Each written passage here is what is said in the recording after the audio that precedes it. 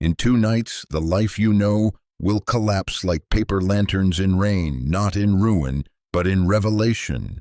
A hidden law awakens, choices crystallize, and every lie loosens its grip.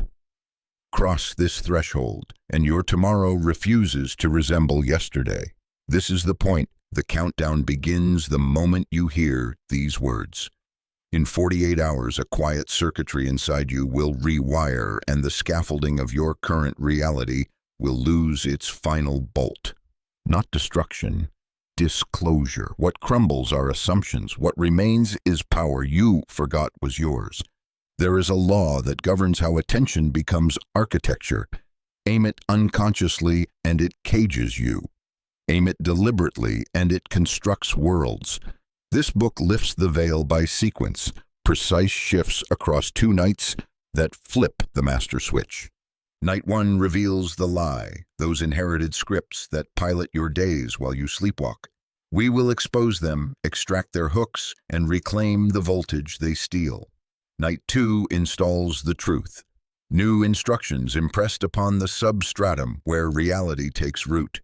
Between them lies the hinge, the point of no return, where you choose alignment over inertia and commit to becoming unrecognizable to your past.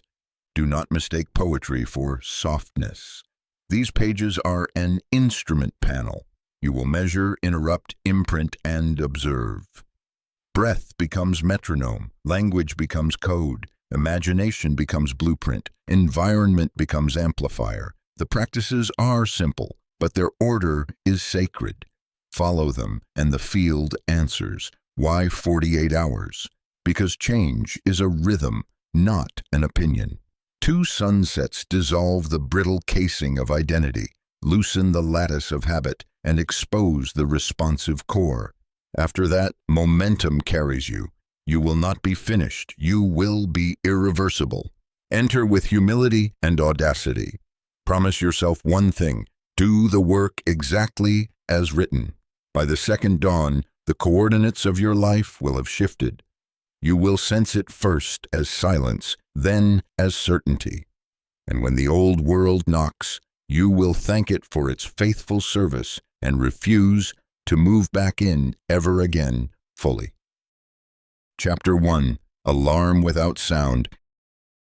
It always begins quietly, not with thunder, not with shattering glass, but with a subtle dissonance you can't name, a feeling that something in your life has been living you rather than the other way around.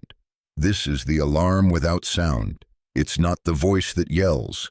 It's the silence that grows so heavy it bends your spine. You know it already, though you may not have admitted it. The relationships that feel like reruns, the work that tastes like ash, the mornings that stretch into an endless beige.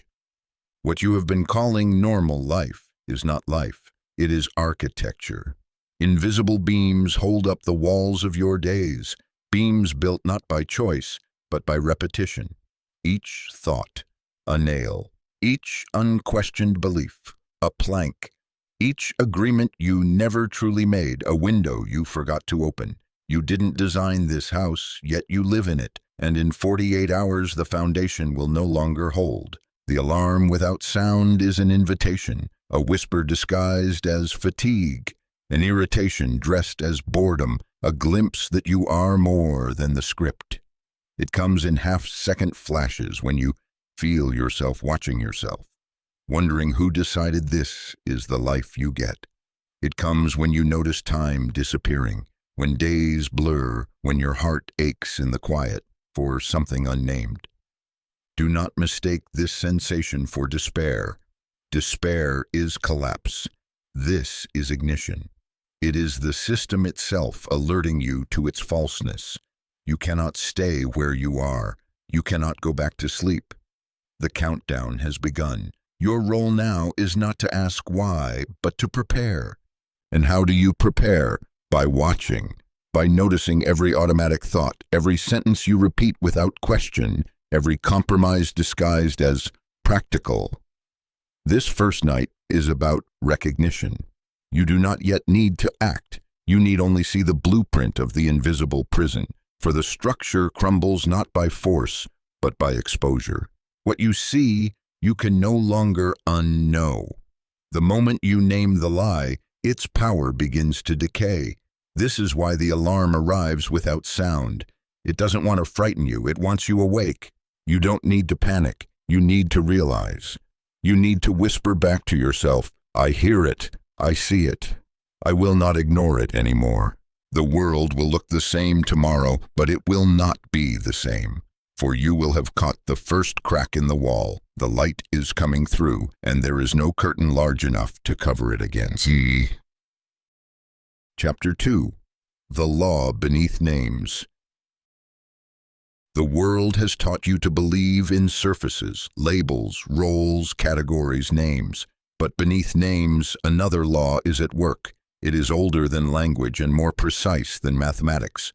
This law governs attention, and attention is the architect of reality. You have been told that reality is solid, permanent, indifferent to you. But examine carefully. Every event in your life has passed through the filter of your noticing. What you call reality is not the sum of all that exists. It is the sliver you focused upon, the frequencies you tuned to, the fragments you repeated until they grew heavy enough to look like walls. Attention is electricity. Wherever it rests, circuits form, neurons fire, pathways deepen, and soon thought becomes pattern. Pattern becomes emotion, emotion becomes action, and action becomes your life. The law beneath names is simple. What you water grows, what you starve dies. But here is the secret you were never told. Attention is not automatic, it is programmable. Each time you unconsciously return to fear, to lack, to doubt, you do not merely think negatively. You etch grooves in the field itself. You reinforce the probability of those outcomes.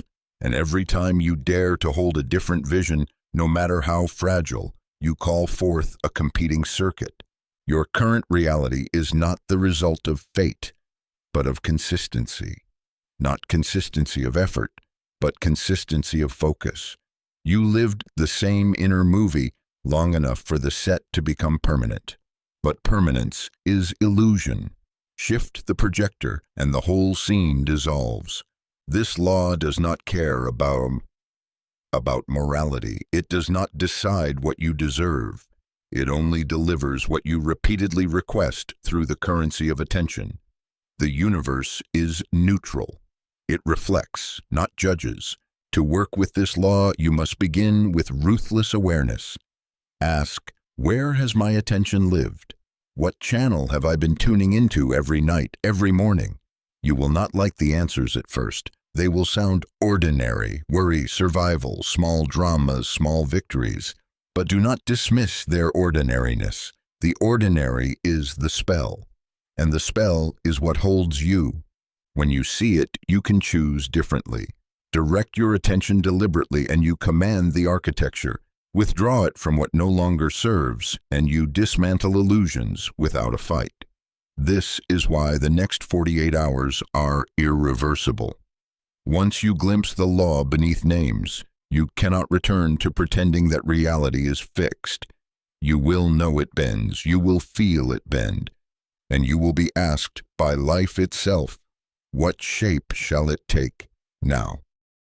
Chapter 3. Inventory of Illusions. The second night arrives not with fireworks, but with clarity sharp enough to sting. Now that you have heard the alarm and glimpsed the law beneath names, you must take inventory, not of objects, but of illusions. These are the invisible agreements that stitch your reality together. They masquerade as truth, but they are contracts you never signed. An illusion often begins as someone else's voice, a parent's warning, a teacher's critique, a culture's demand. Over time, repetition hardens it into fact. You must work harder to matter. Love is scarce. Money comes only with sacrifice. These phrases hum in the background until you mistake them for oxygen. You breathe them daily, yet they are not oxygen. They are poison disguised as air. Begin tonight by listening inward. Write down every recurring phrase that governs your choices. Be merciless. Do not edit for politeness.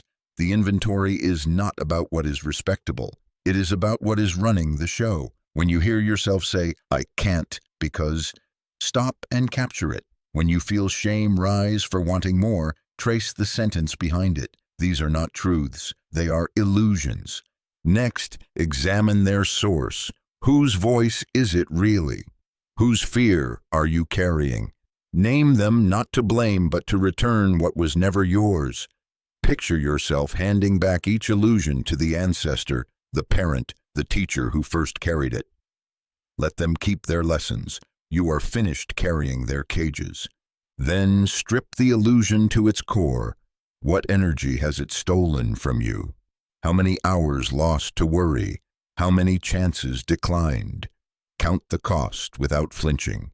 Illusions survive only because they remain unmeasured. When you measure, you see the theft. Finally reclaim. For each illusion written, inscribe its inverse. Not a wish, but a declaration. I am not my father's fear. I am not my culture's scarcity. I am the author of my own architecture. Read them aloud. Feel how foreign they taste. That strangeness is the sign you are rewiring. The inventory of illusions is not an exercise. It is an exorcism. By naming them, you drag them into light.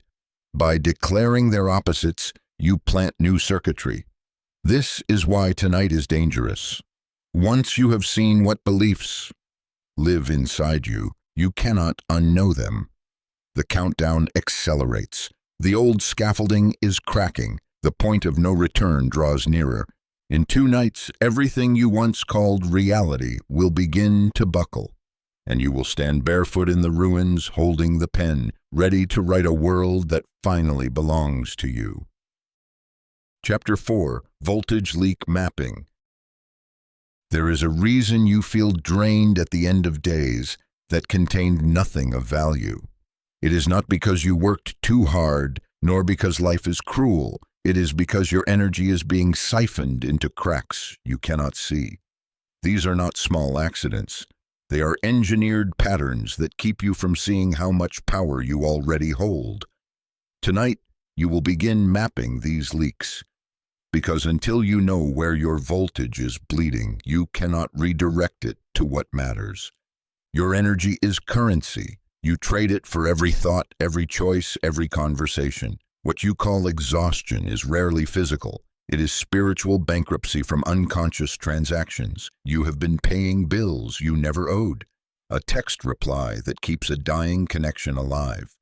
A task performed for appearance instead of alignment. A thought rehearsed so many times it has become a ritual of self-defeat.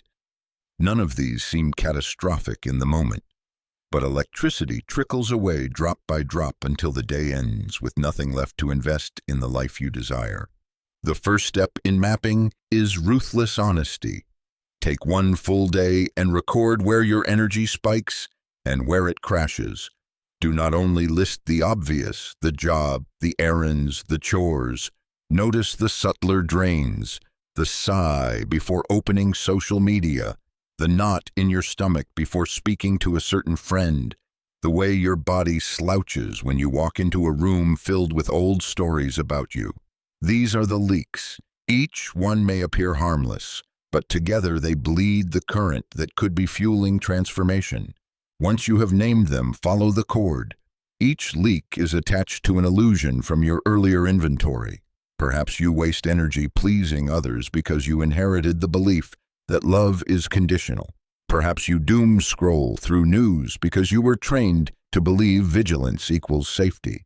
Perhaps you replay arguments because you fear silence more than pain. Do not condemn yourself. Simply trace the wire to its origin. Then you cut. Cutting does not mean dramatic exits or burning bridges. It means refusal to continue unconscious expenditure. A conversation can remain unfinished. A task can remain undone. A thought can be interrupted mid-sentence. Each refusal is a reclamation of voltage. You are not required to spend what you did not consent to. This is where fatigue transforms into fire. Within 24 hours of plugging even 1 leak, you will feel the difference. Energy that once vanished into nothingness returns like a river rerouted. You will realize that what you called low energy was not a flaw in your body, but theft in your system. And when you stop leaking, your very presence intensifies. Others will feel it. Circumstances will bend to it. You will recognize yourself again as conductor of current, not victim of circumstance. The map is your weapon. Keep it visible. Add to it daily. Guard it like treasure because it is treasure. Each leak you close is not only saved power, but multiplied power. Voltage does not merely return, it compounds. And once compounded, it cannot help but reconfigure the reality around you. You are no longer the one drained by invisible debts. You are the one who notices, names, and redirects. You are the architect of your circuit. And tomorrow, with this reclaimed current in hand, you will learn how to speak in code. Chapter 5. Breath as Metronome. The most powerful instruments are often ignored because they appear too simple. Breath is one of these instruments. You have treated it as background, as automatic, as the mere exchange of air. But beneath its simplicity lies a metronome, a perfect clock that can reset the rhythm of your mind, body, and reality. Tonight, you will reclaim it. Notice the way your breath changes when fear touches you, shallow, rapid, trapped in the chest. Notice the way it moves when peace visits, slow, full, anchored in the belly. Every emotional state has a breathing pattern, and your nervous system listens to the breath more than it listens to thought. The breath is the conductor. Thought is the orchestra. Change the conductor, and the music follows. You cannot control every thought. You cannot manage every external event, but you can command breath. And when you command breath, you command state. This is why ancient practices always began with breathing, not as superstition, but as technology. Breath calibrates voltage. Breath clears leaks. Breath breaks illusions. Begin with rhythm. Inhale for 4 counts. Hold for 4. Exhale for 4. Hold for 4. This square breath is not arbitrary. It rewires the nervous system to neutrality. It is the pause that breaks momentum. When the loop of old stories begins, place breath as metronome and the story dissolves. Once you can hold rhythm, introduce intention. On the inhale, feel energy gather. On the hold, feel it concentrate. On the exhale, feel it release what no longer serves. On the final hold, feel the stillness where creation begins. This is no longer breathing. This is coding. Each cycle imprints a message into the field. I am present. I am sovereign. I am aligned. Practice in the liminal moments. Before answering a message, before stepping into a room, before sleep. 3 cycles can shift entire outcomes. Because it is not the world that changes. It is the frequency you broadcast. And reality arranges itself to match frequency faster than you ever believed possible. When breath becomes metronome, life stops rushing, time slows, chaos calms, clarity sharpens. You will notice that others begin to match your rhythm unconsciously. A tense room softens, a chaotic schedule bends. You are no longer pulled by external tempo, you set the tempo. This is the secret. Mastery is not about adding more force. It is about holding perfect rhythm while the world thrashes. Breath as metronome keeps you unshaken, untangled, unbroken. You become the calm in the storm, and the storm obeys. Tonight, as you lie down, let breath be your final practice. Inhale, hold, exhale, hold. Count with devotion. Feel the nervous system loosen. Feel the body surrender. Feel the subconscious open. With each cycle, whisper inward, "This is my rhythm now," and when sleep takes you, the code will continue writing itself in silence. Chapter 6. Language as Code. Every word you speak is architecture. Every sentence you repeat is a line of code written into the operating system of your life. Yet most of your language was not authored by you. It was borrowed, handed down, absorbed unconsciously, and now it runs, line after line, creating outcomes you never wanted but cannot escape, because you keep speaking them into existence. Language is not description, it is creation.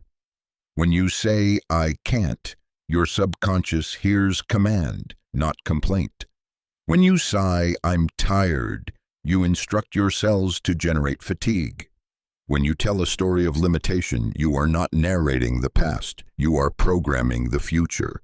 The universe is literal, it takes you at your word. This is why illusions persist, not because they are true, but because they are constantly reinforced through speech. Words spoken aloud, words muttered internally, words written into messages. Every repetition is a nail hammered into the architecture of your unwanted reality. The first step is observation.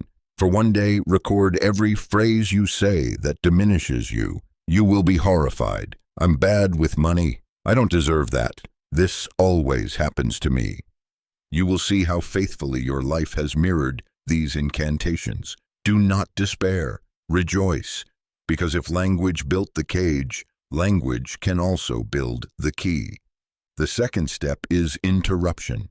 Each time you catch a diminishing phrase, stop it mid-flight. Replace it instantly with its opposite. "I am learning wealth. I deserve deeply. This unfolds in my favor." At first, it will feel false. That is because the old program is entrenched. But repetition is stronger than resistance. Say it again and again, until the nervous system accepts. The third step is ritual. Each night before sleep, speak 3 codes aloud, each no longer than a sentence. Present tense, specific, electric. I wake with clarity. Money arrives with ease. Love flows toward me. Let these be your final words before silence. They will travel into the subconscious like seeds into soil, germinating while you sleep. Language is not decoration. It is frequency sculpted into sound. And when aligned with your reclaimed energy and rhythm, it becomes unstoppable. Entire systems will reorganize around your new speech. You will notice doors open where walls once stood. You will feel opportunities converge as though summoned. You will hear your own voice and realize it carries power you once gave away. The point of no return is approaching. Voltage is reclaimed. Rhythm is set. Code is rewritten. With these tools, the scaffolding of your old reality begins to tremble. Soon it will collapse entirely, and in its place, something breathtaking will rise. Something authored, something yours. Chapter 7. Signal versus static. Reality does not hide its secrets from you. It whispers them constantly, but the whispers are drowned by static.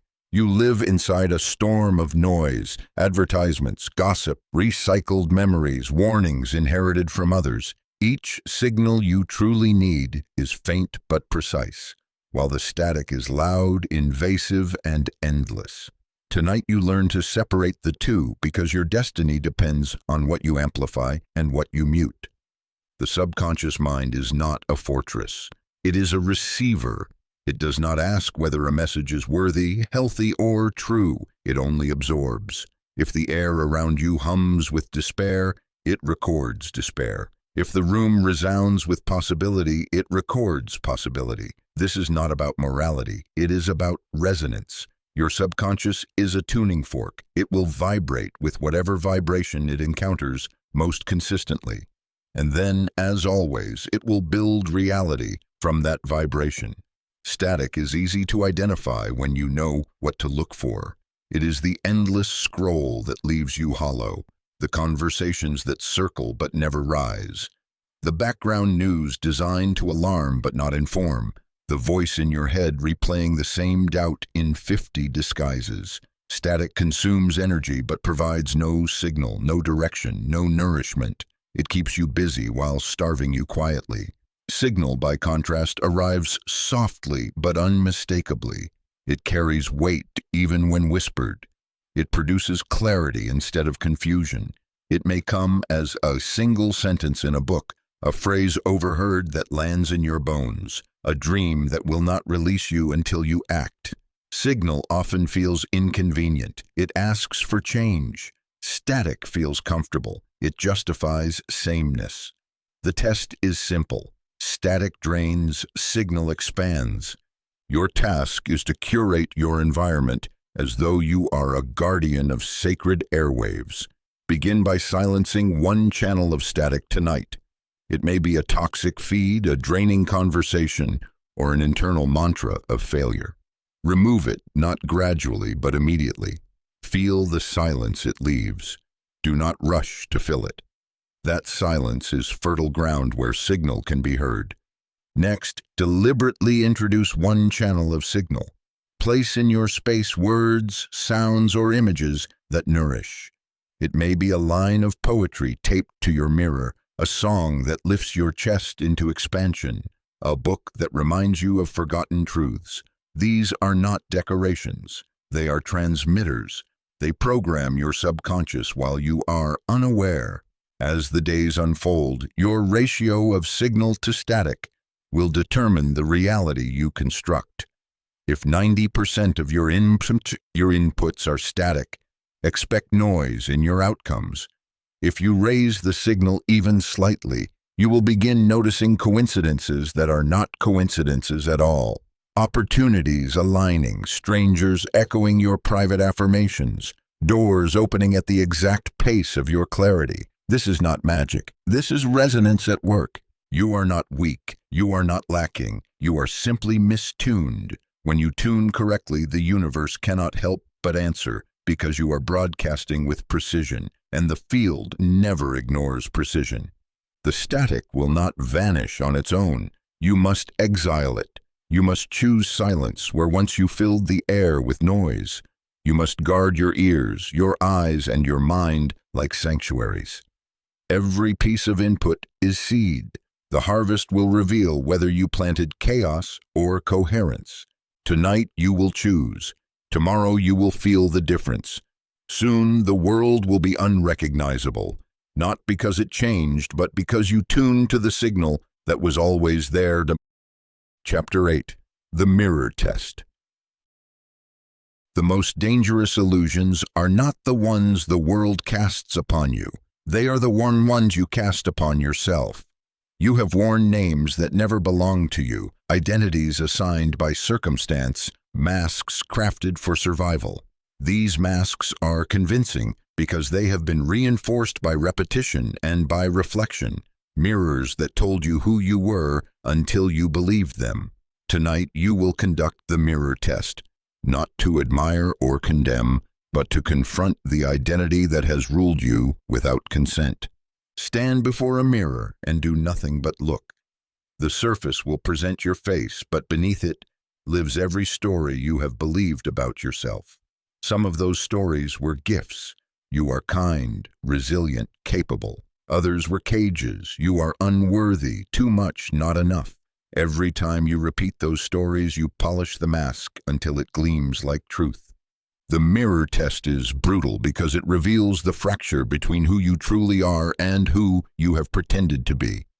You may see eyes dulled by compromise, posture bent by apology, features arranged to please others, or you may see flashes of the self you have buried, the one who speaks with certainty, who moves without asking permission, who no longer negotiates worth. Both are there, the mask and the essence. Which one will you allow to survive? Begin by naming aloud 3 labels you have lived under that feel false. I am the failure. I am the caretaker. I am the forgotten one. Speak them and watch your reflection as you do. Notice the discomfort. Notice the body's rejection. These are signs the mask is cracking. Then speak 3 names that feel dangerous but true. I am creator. I am worthy. I am infinite. Your reflection may resist. You may laugh, tremble, or cry. That is the moment of ignition. The mirror has no agenda. It reflects what you feed it. When you speak falsehoods, it shows you a diminished self. When you speak truth, it begins to reveal the blueprint of your actual being. This is not imagination. It is neurological. Your brain cannot distinguish between vividly spoken truth and lived experience. The mirror becomes a portal, programming the subconscious through visual and auditory confirmation. The test must be repeated nightly. Each time you stand before the mirror, you weaken the mask and strengthen the essence. Soon you will notice subtle shifts, your voice steadier, your choices bolder, your presence undeniable. Others will sense the change without knowing why. It will not be because you altered your appearance. It will be because you altered your reflection from the inside out. Identity is not a prison unless you agree to wear the uniform. The mirror test breaks the contract. It is not vanity. It is alchemy. You are not meant to admire the surface. You are meant to summon the self beneath it. When you pass the test, you will recognize the reflection as your ally, not your judge. You will realize that the stories others gave you never had authority. Only you can write the name that echoes back. And when you do, the mask will fall, the mirror will clear, and the world will begin to mirror the truth you finally claimed. Chapter 9. The Friction Ledger. Every transformation creates resistance. Friction is not failure, it is proof that you are moving against the current of your old reality. The danger is not in friction itself, but in misinterpreting it. Most people mistake friction for a stop sign. In truth, it is a signal flare illuminating where change is most required. Tonight you will create the friction ledger, a record of resistance that becomes your map to liberation. Begin by noticing where life grinds. Where do you feel constant pushback? Which conversations drain before they begin? Which tasks expand into endless labor? Which desires collapse under the weight of guilt? Each of these is friction. It may appear external, but it is generated internally. An old identity clashing with a new one. The ledger is not a list of complaints. It is a catalog of thresholds. Each entry marks the precise location where your future and your past collide. Write them down without censorship. I dread speaking up in meetings. I avoid looking at my bank account. I collapse when criticized. These are not weaknesses, they are coordinates. Now, analyze. What belief fuels the friction? If you dread speaking, perhaps you carry the illusion that your voice has no value. If you avoid finances, perhaps you inherited the belief that money is dangerous. If criticism crushes you, perhaps you mistake disagreement for rejection. Each point of friction reveals an underlying contract that must be broken. Next, measure cost. How much energy does this friction consume? How many opportunities are lost in hesitation? How much peace is stolen by avoidance? Assign numbers if you must. Quantify the theft. Friction thrives in vagueness. When named and measured, it becomes obvious that you cannot afford to keep paying its toll. Finally, prescribe micro-actions. If friction arises in speaking, declare one sentence tomorrow that you would normally silence. If friction arises in money, open the account and look, even if for seconds. If friction arises in criticism, invite one piece of feedback and breathe through it without collapse. Each micro-action is sandpaper, smoothing the sharp edges of resistance until flow returns. The friction ledger is not punishment, it is guidance. It shows you precisely where to apply voltage, breath, and code. Each entry is a doorway disguised as difficulty. Enter enough of them, and your reality cannot help but restructure. Do not fear friction, fear its absence. For where there is no friction, there is no growth. If life is smooth in every direction, it means you are living inside the cage of repetition. But if sparks fly, if resistance emerges, you are striking against the bars. You are testing the limits, and soon, with persistence, the bars will bend. Your ledger is sacred. Guard it, update it, Celebrate when entries dissolve, for it means you have crossed thresholds. The map will shrink as you progress, until one day you look and see only white space where friction once lived. That white space is freedom. That freedom is the new reality. And you built it, one point of resistance at a time, refusing to mistake friction for a wall, knowing it was always a door. Chapter 10. The Hinge Hour. There is a moment in every 24 hours when the world grows thinner, when noise dies down and silence stretches across the sky like a hidden bridge. This moment is not marked on clocks or calendars, yet mystics and creators across centuries have found it and held it sacred. It arrives near midnight, though not always at the stroke of 12. It is the hinge hour, when the door between what has been and what will be swings open, and you are invited to step through. The hinge hour is neither day nor night. It is liminal, a time without category. At this threshold, your conscious mind is weary, softened by fatigue, while your subconscious stirs, alert and open. The defenses that normally resist change loosen.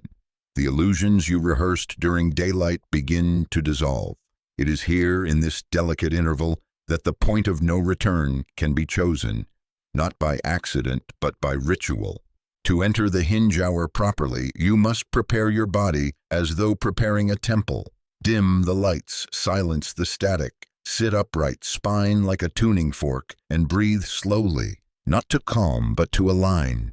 Close your eyes and sense the thinness of the veil, how thoughts echo louder, how images grow vivid.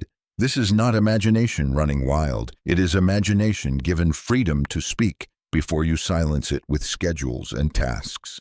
The ritual is simple but irreversible. Speak aloud one declaration you intend to carry beyond the hinge.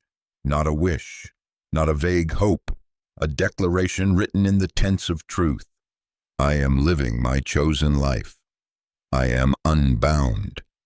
I am aligned with infinite supply. Choose carefully, for the hinge hour does not discriminate. It engraves whatever you declare into the fabric of your subconscious, and once engraved, it begins to rearrange the world to fit the pattern. What makes the hinge hour dangerous is its neutrality. If you enter it passively, the old scripts reinforce themselves. If your final words are despair, you program despair. If your final thoughts are scarcity, you cement scarcity. This is why so many live in cycles that seem unbreakable. They use the hinge hour unconsciously to strengthen the very realities they despise. But you are not here to repeat. You are here to pivot. When the hinge hour arrives, you place your hand on the invisible handle and choose to turn. The declaration you make becomes the architecture of your dawn. Within 48 hours, the hinge will lock, and your future will not resemble your past. You will know the ritual worked when synchronicities erupt in the days that follow. Strange alignments, unexplained openings, a feeling of momentum that no longer depends on effort. These are signs that the door has swung and you are walking into a corridor of new realities. The hinge hour is not fantasy, it is engineering, and once you use it with intention, you will never again let midnight pass unnoticed. Chapter 11. Blueprinting the Next Self. Once the door has opened, the question is not whether change will come, but what shape it will take. Most people stumble here because they fail to provide the subconscious with instructions. They rip down old walls but leave the blueprint blank. The subconscious, ever faithful, rebuilds what it knows. It returns to the familiar cage. To avoid this, you must draw the design of the next self, in detail so precise the subconscious cannot mistake it. Blueprinting is not dreaming idly. It is not fantasy. It is architecture. You must treat it as though drafting a building that will be constructed brick by brick in your daily life. Begin with foundation. Ask, who is this new self at the core? Not in titles or roles, but in essence. Courageous, creative, unapologetic. Write these traits as though carved into stone, non-negotiable pillars. Then move to walls. What behaviors define this self? How does she walk into rooms? How does he speak when questioned? How does they respond to opportunity? These behaviors must be specific, observable, repeatable. I respond with calm certainty. I prioritize vision over distraction. I spend the first hour of morning creating, not consuming. The walls are what others will see. They give form to the foundation. Next, design windows. Windows are the ways the new self engages with the world. Who do they allow in? What relationships nourish rather than drain? What invitations are declined without hesitation? Windows define view and connection. Without them, you risk isolation. With them, you curate precisely what light enters your reality. Finally, draw the roof.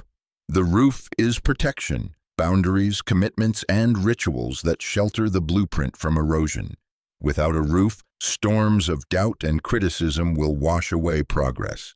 A roof is built by declaring sacred practices non-negotiable: meditation, writing, breath, gratitude. These are not luxuries, they are structural supports. When the blueprint is finished, do not merely look at it. Live it in miniature. Take one behavior and act it out tomorrow as though the next self already exists. Each action is a brick placed in reality. Each repeated behavior strengthens the structure until the new self is no longer imagined, but embodied. The blueprint works because the subconscious cannot distinguish rehearsal from reality. If you present it with detailed plans, it begins constructing in silence, pulling circumstances into alignment with what it believes is already true. Opportunities that match your design will appear, while those that contradict it will fall away. The more vivid the blueprint, the faster the construction. Do not leave blank spaces. The subconscious abhors a vacuum. If you do not specify, it will fill the gaps with old programming. Be deliberate. Be audacious. This is not about modest goals, but total reinvention. You are not tweaking a room. You are building a new house for your soul to live in. The day will come sooner than you think. When you wake and notice your words match the blueprint, your actions match the blueprint, your reflection matches the blueprint, and then you will realize the old self is gone, not buried, not hidden, erased, replaced by design. This is not reinvention. This is remembering who you were always meant to be. Chapter 12. Environment as Ally. You cannot build a new self while living in rooms haunted by the past. Every object, every sound, every scent is a transmitter. Your environment is not neutral. It is an ally or an enemy. It amplifies the blueprint or corrodes it. To ignore this is to fight your own house. To harness it is to live in a temple that conspires in your favor. Look closely at your current environment. What hangs on the walls? What sits on the shelves? What sounds echo in the background? Each carries energy. A book you never open but keep out of guilt broadcasts stagnation. A photo tied to regret broadcasts grief. A pile of clutter whispers failure each time you pass. These are not small things. They are constant signals programming your subconscious with every glance. To turn environment into ally, you must curate with surgical precision. Begin by removing one object that carries the weight of an old identity. Do not hesitate. Release it and notice how the air changes. You may even feel lighter, as though your body had been carrying the weight silently. Next, introduce one symbol that represents your blueprint. It may be a crystal, a painting, a handwritten declaration. Place it where your eyes will land daily. Let it whisper into your subconscious until the symbol feels more real than the memory it replaces. Expand this ritual into sound. Silence static music that numbs. Replace it with frequencies that align, tones, songs, or even pure silence that allows breath to resonate. Expand into scent. Burn as or oils that lift, not because they smell pleasant, but because scent bypasses thought and travels straight to the subconscious. Every inhalation is a message. Do not forget space itself. A cluttered room signals a cluttered mind. Clear surfaces and you clear channels. Each time you remove what is unnecessary, you instruct your subconscious. There is space for the new. Soon you will feel ideas arrive more quickly, creativity surge, decisions simplify. This is not coincidence, it is environmental programming at work. Environment as ally transforms your home into a silent partner. It whispers to you while you sleep, while you walk, while you forget. It reminds you of the new self when you falter. It catches you when static tries to creep back in. With enough consistency, the very walls of your room will hum with your frequency. Step inside and you will feel it, a field aligned to your becoming. When others visit, they will notice something intangible. They may say your space feels different, lighter, clearer. They will not know why, but you will. You will know that you no longer live inside a house of memories. You live inside a chamber of becoming. And every night when you rest there, your environment itself will conspire to carry you further into the new reality, until resistance itself grows silent. From now on, you will never again treat environment as background. It is not backdrop, it is code. You have turned the very air into ally, and with it, the scaffolding of your past dissolves further. The countdown continues. The hinge has swung. The blueprint is rising, and your surroundings now echo the truth you have finally chosen to live. Chapter 13, Body, the Honest Instrument. The mind can deceive itself. It can weave illusions so intricate that you mistake them for reality. But the body does not lie. It cannot pretend. It registers truth instantly and broadcasts it through sensation, posture, rhythm, and fatigue. You may ignore its whispers, but you cannot erase them. The body is the honest instrument, tuned more finely than any thought, and it will reveal whether you are aligned with your chosen path or betraying it. When you walk into a room where you do not belong, your body tells you first.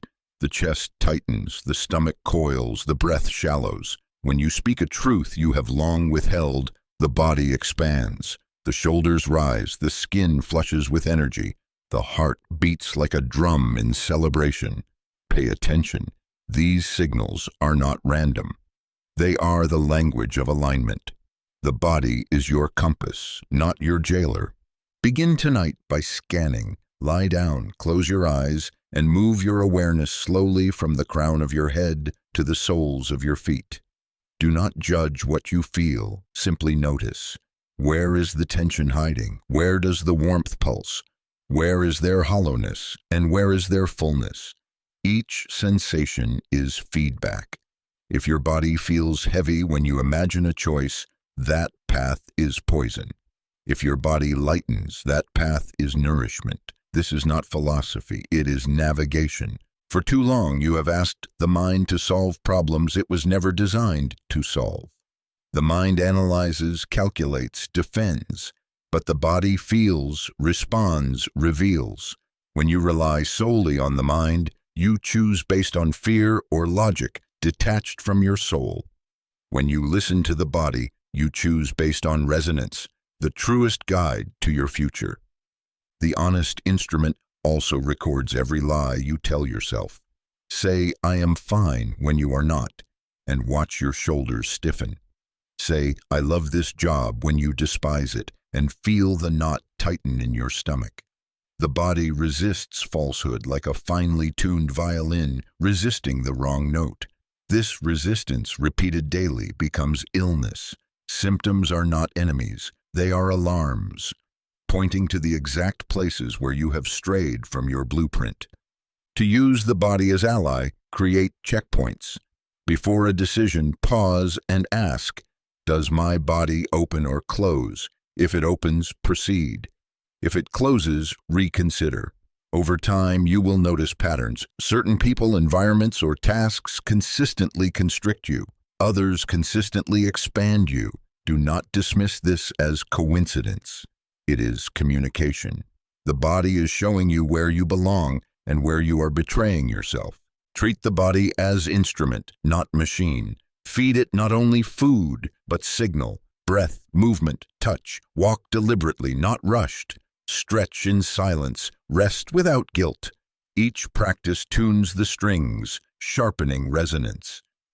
When the body is tuned, the signal of alignment grows undeniable.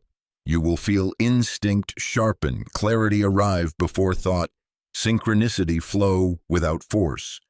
And when doubt creeps in, return to the instrument.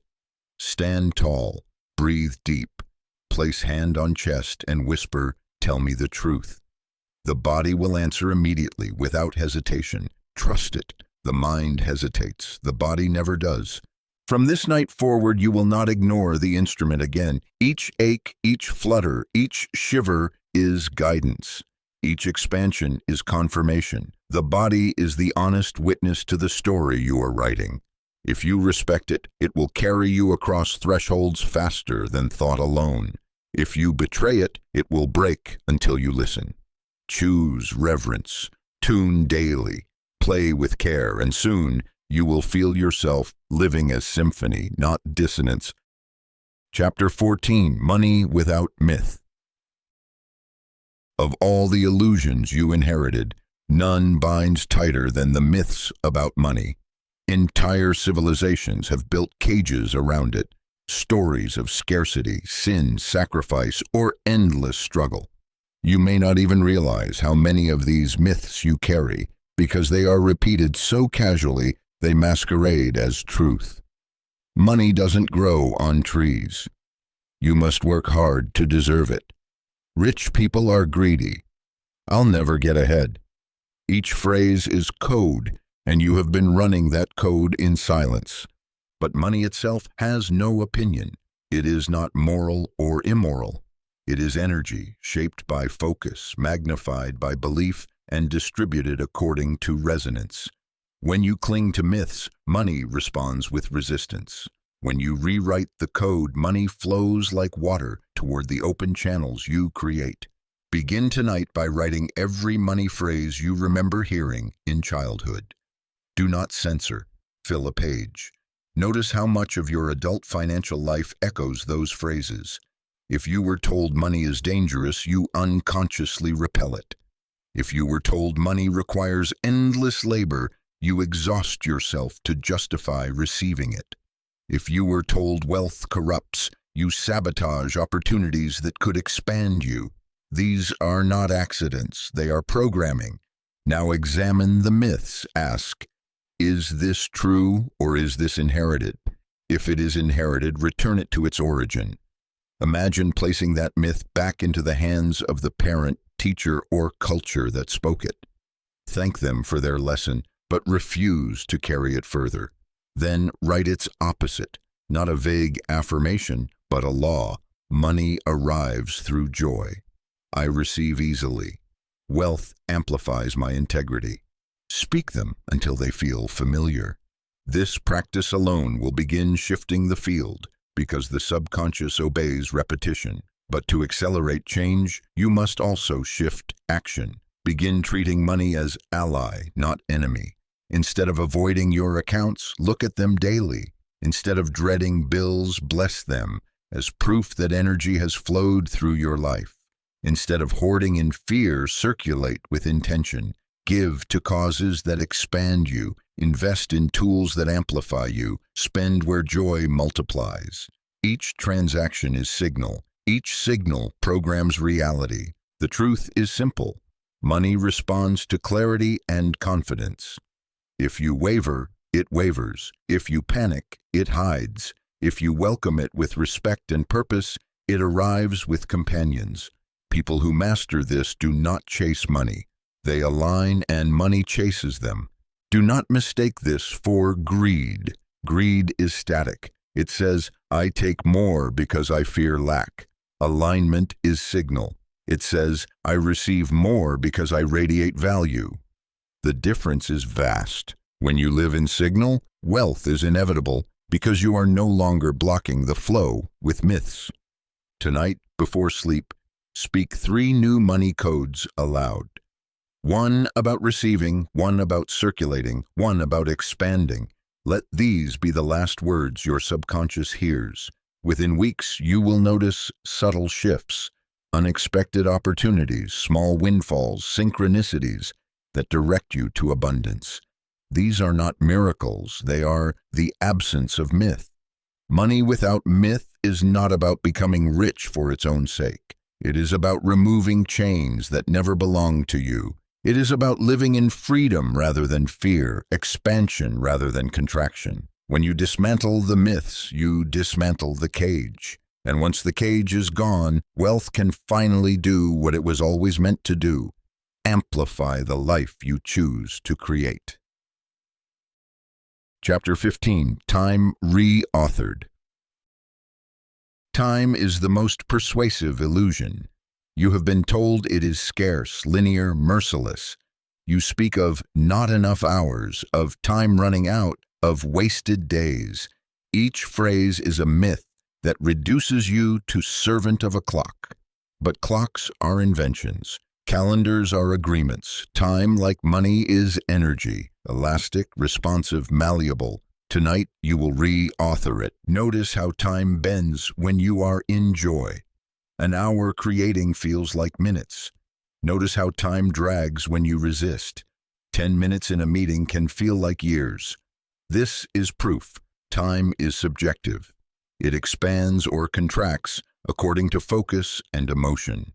The more you align with your blueprint, the more time multiplies. The more you betray it, the more time suffocates. Begin by dismantling the myth of scarcity. You have been taught to race, to fill schedules until nothing remains. Yet this rushing does not create more life. It only compresses it. When you breathe, when you slow, time itself responds. The subconscious records your pace and matches it with reality.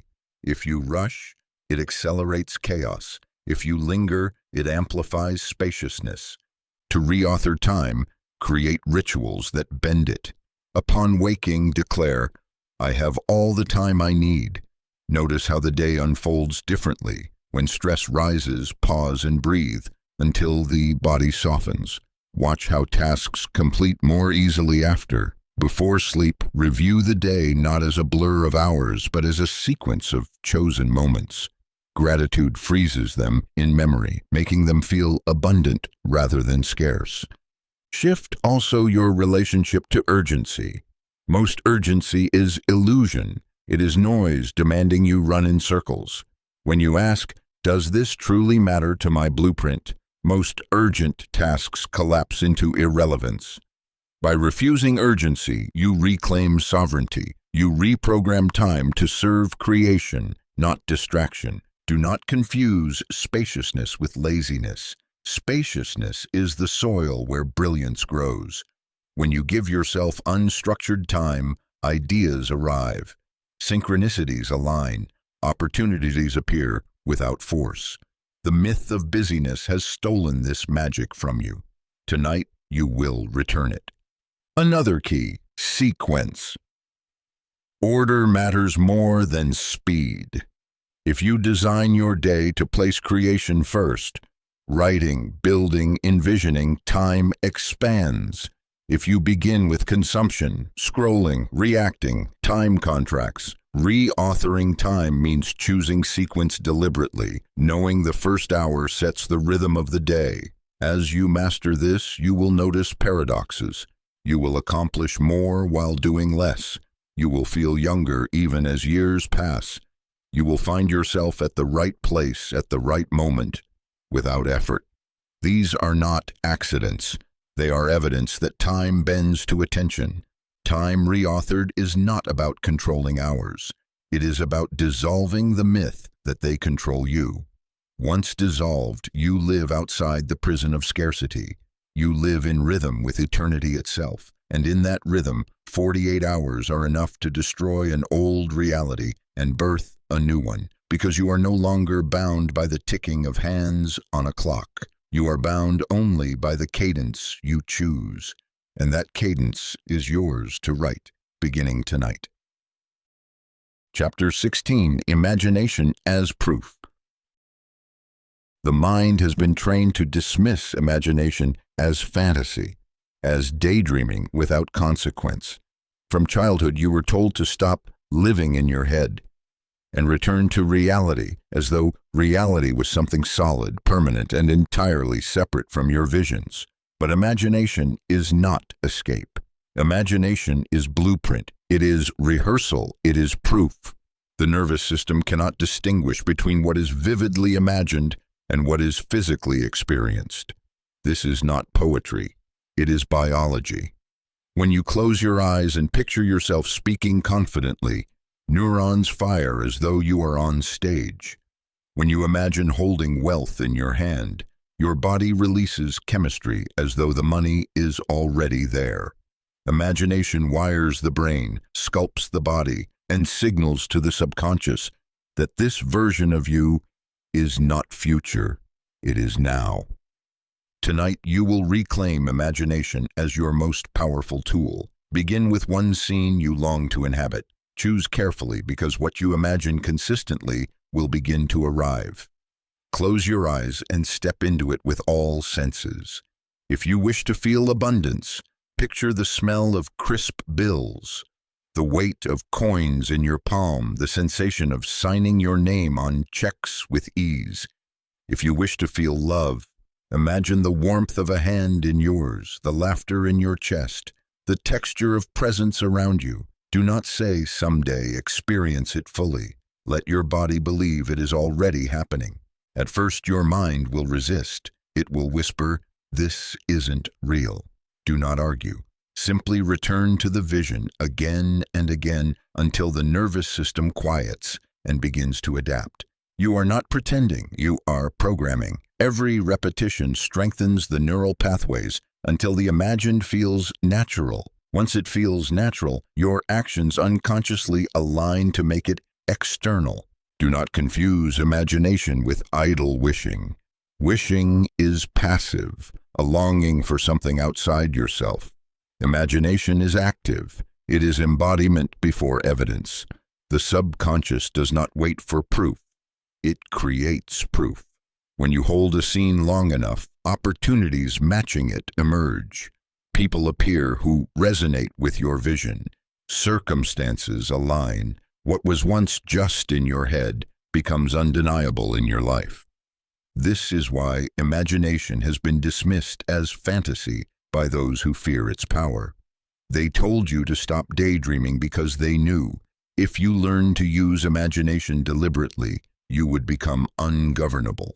You would step out of their cages and into your chosen reality. They needed you tethered to facts so that you could not realize facts are flexible. From this night forward, treat imagination as sacred practice. 15 minutes before sleep, rehearse your future as though it is now. Choose one scene and live inside it until your body softens and your heart expands. Sleep with it impressed upon your subconscious. When you wake, recall it before moving into the day. Repeat until the line between imagined and lived blurs. You will know the practice has taken root when synchronicities begin to multiply. A chance encounter aligns with your vision. A conversation mirrors what you rehearsed.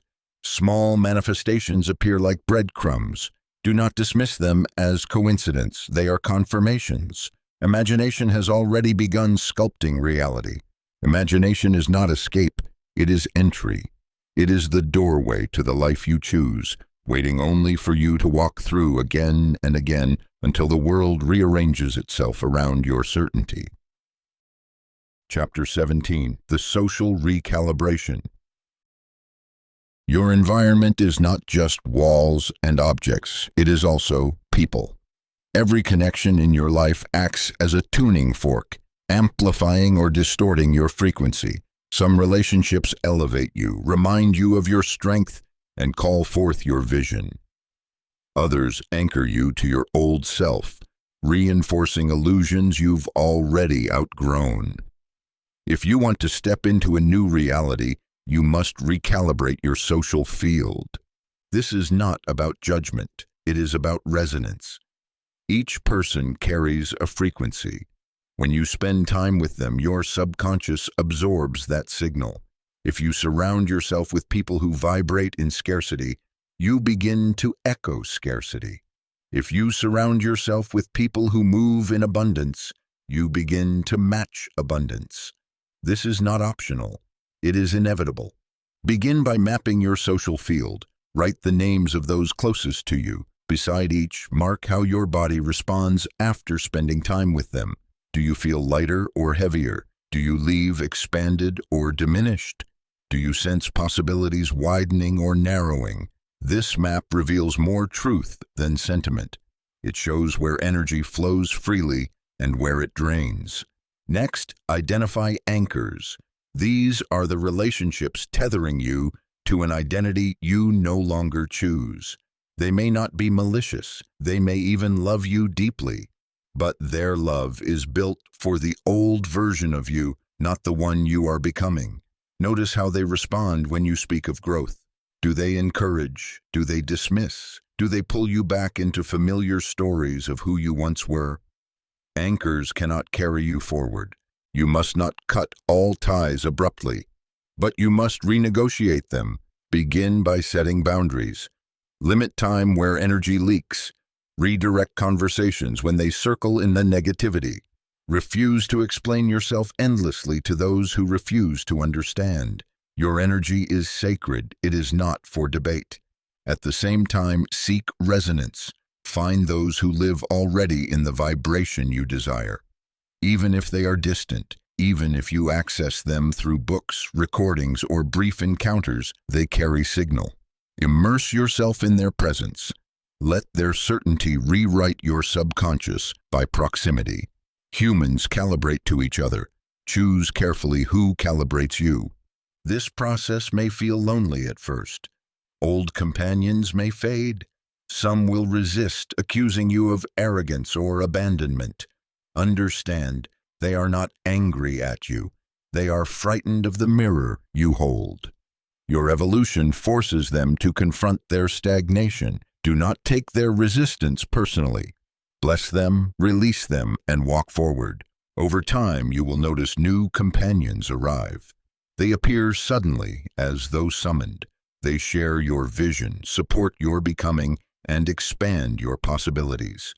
These are not coincidences. They are alignments created by your recalibration. Your new frequency attracts those vibrating at the same level. Social recalibration is not cruelty, it is necessity. You cannot remain in rooms where your light is dimmed and expect to shine. You cannot hold conversations that belittle your dreams and expect them to manifest. You cannot allow anchors to weigh you down and expect to soar. Recalibrate ruthlessly with love. Soon your circle will reflect your new reality. Each connection will amplify you rather than deplete you. Each conversation will plant seeds of growth instead of fear, and you will realize that you no longer fight alone. The field itself will carry you, powered by resonance. Chapter 18. Micro Dares. Transformation is not only built in grand rituals and long practices. It is forged in moments, in small acts that bend probability in your favor. These are micro dares, tiny rebellions against the identity you have outgrown. They seem insignificant at first, but each one cracks the old shell and allows the new self to breathe. A micro dare is any action that contradicts the story your subconscious has carried. If your story says, "I am invisible," a micro dare is speaking one sentence in a room. If your story says, "I am unworthy of wealth," a micro dare is raising your price by $1. If your story says, "I am always rejected," a micro dare is sending one invitation despite fear. These are not grand gestures, they are precise interruptions of illusion. Why do they work? Because the subconscious does not need massive evidence to shift. It only needs consistent contradiction. Each micro-dare provides proof that the old story is not absolute. With every repetition, the subconscious weakens its grip and opens space for new programming. Begin by identifying the edges of your comfort. Where do you hesitate? Where do you shrink? Where do you avoid? These edges mark the exact locations where micro-dares must be placed. Choose one. Do not overwhelm yourself. One action is enough to create a ripple. Perform it tomorrow. Record it. Celebrate it. The celebration signals to the subconscious that this action is safe, even joyful, and it will invite you to repeat it. Over time, micro-dares accumulate. They build momentum. What was once terrifying becomes ordinary. What was once impossible becomes natural. This is compounding courage, the exponential growth of confidence born from small risks taken daily. You will notice the external world respond almost immediately. Opportunities that once hid will reveal themselves. People will treat you according to your new behavior.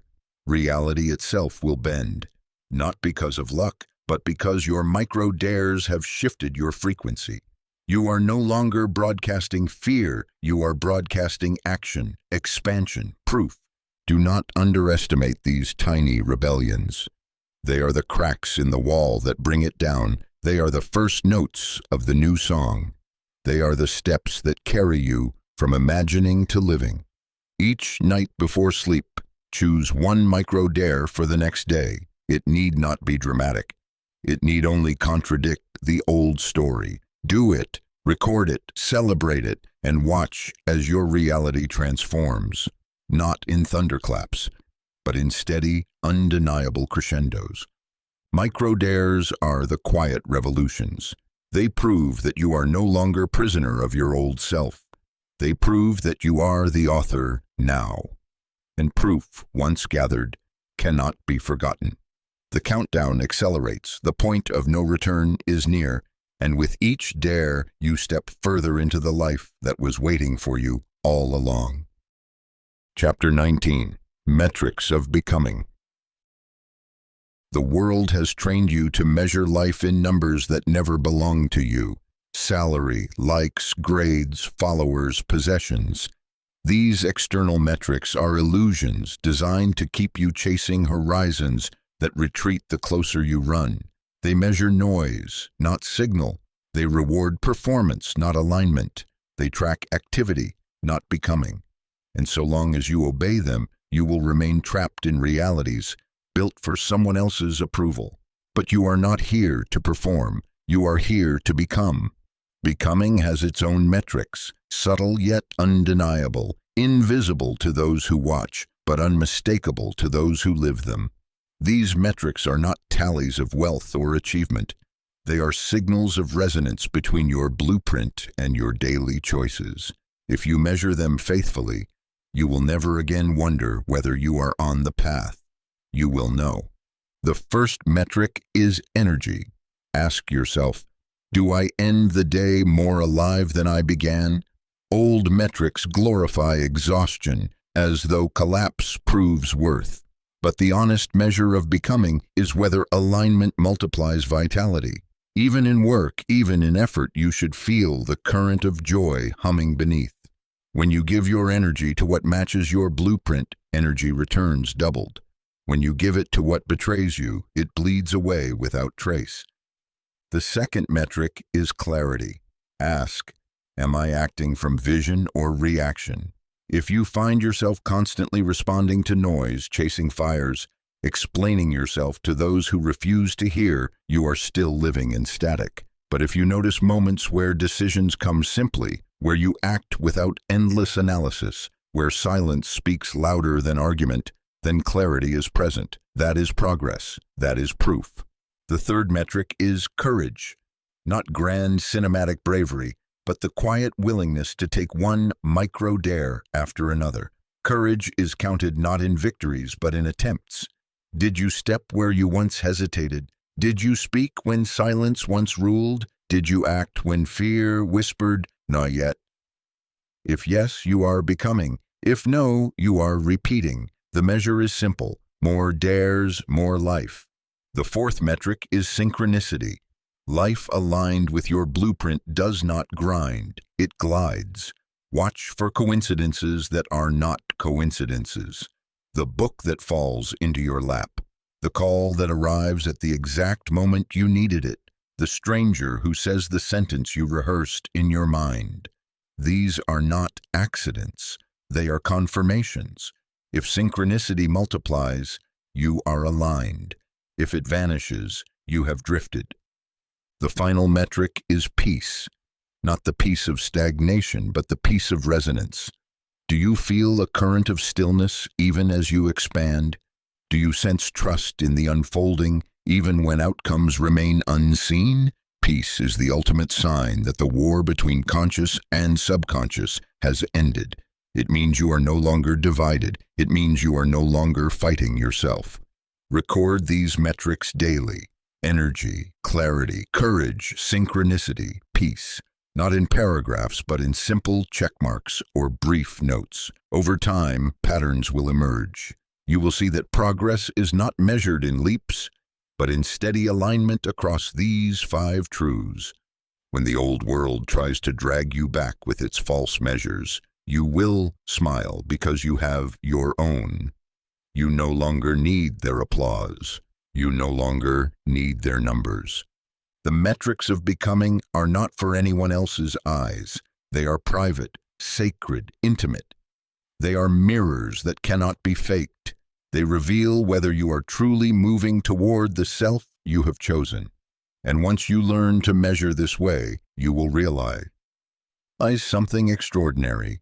You have been successful all along, only by the wrong standards. Now you measure correctly, and the life you are building will never again be mistaken for anyone else's. Chapter 20. The Gate of Refusal. Every yes carries weight, and every no carries power.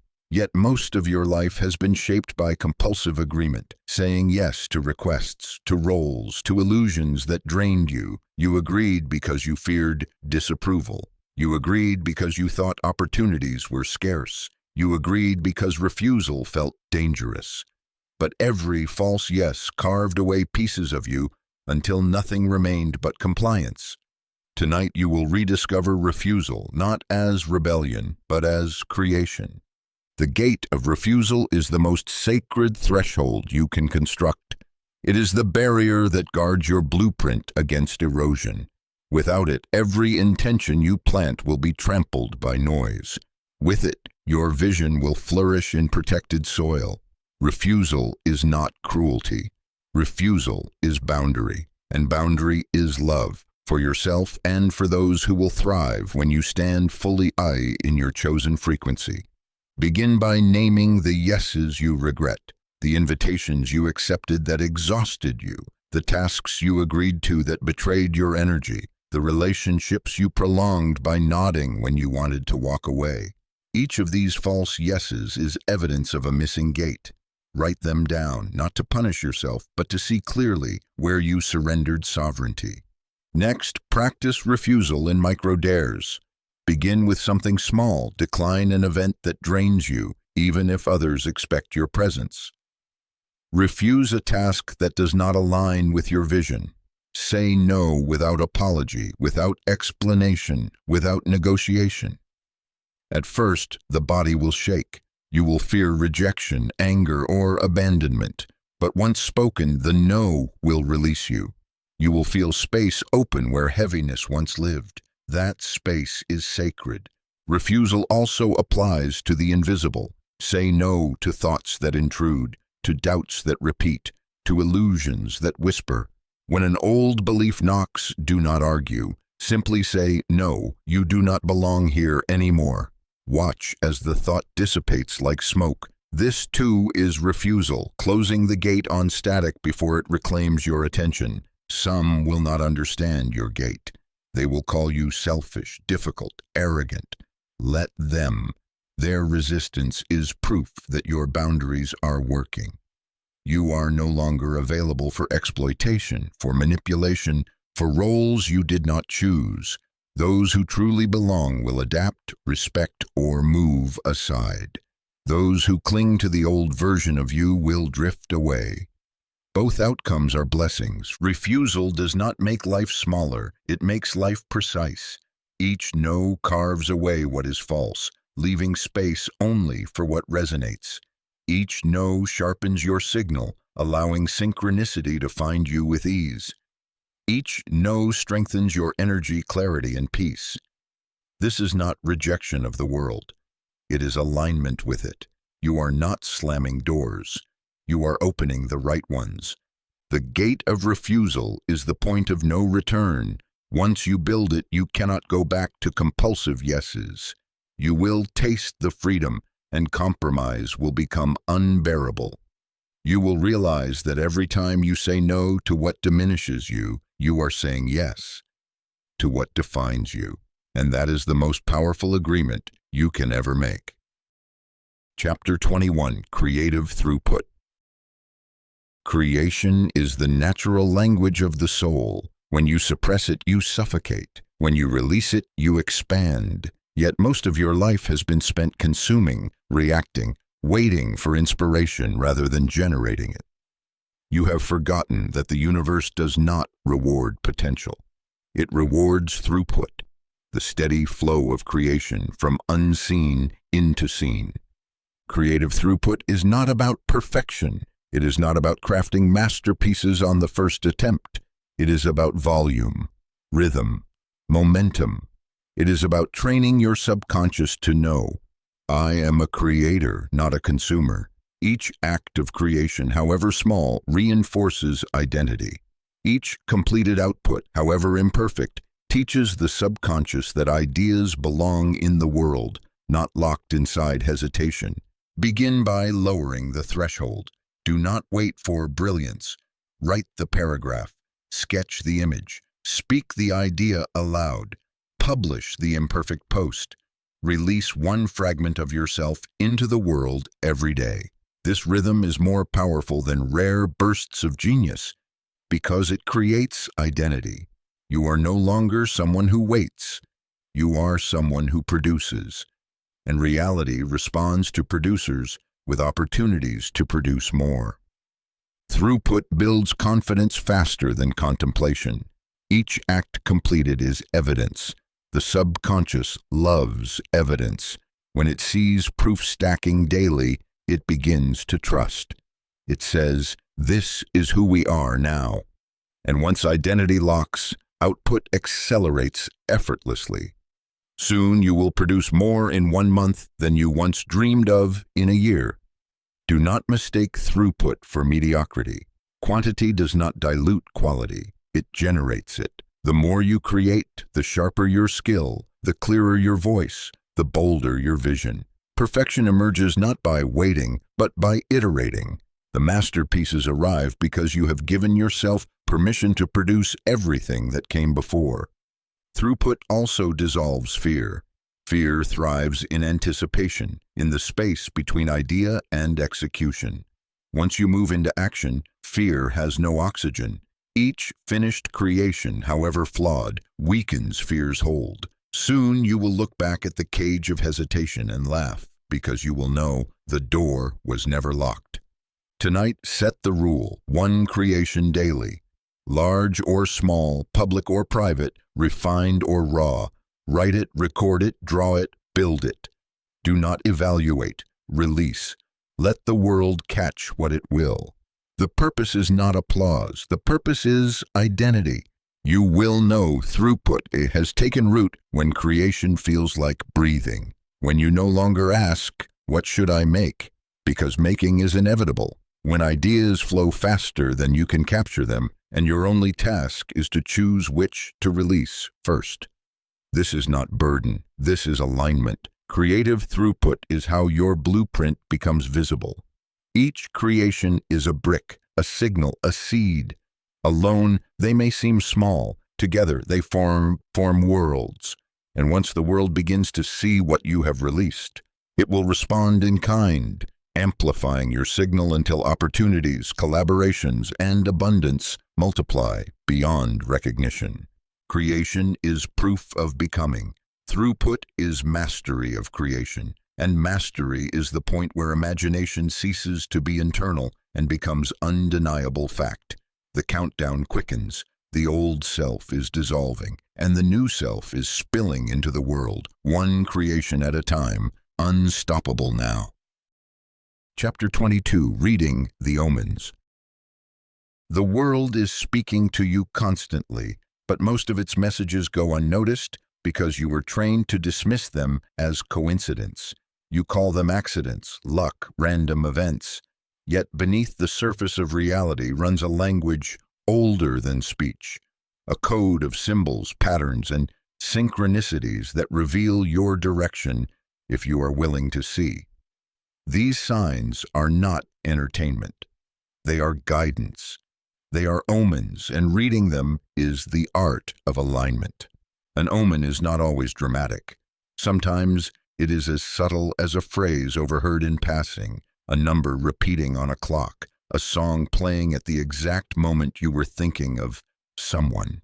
Other times, it arrives as a vivid dream, a chance meeting, or an obstacle so precise it feels engineered.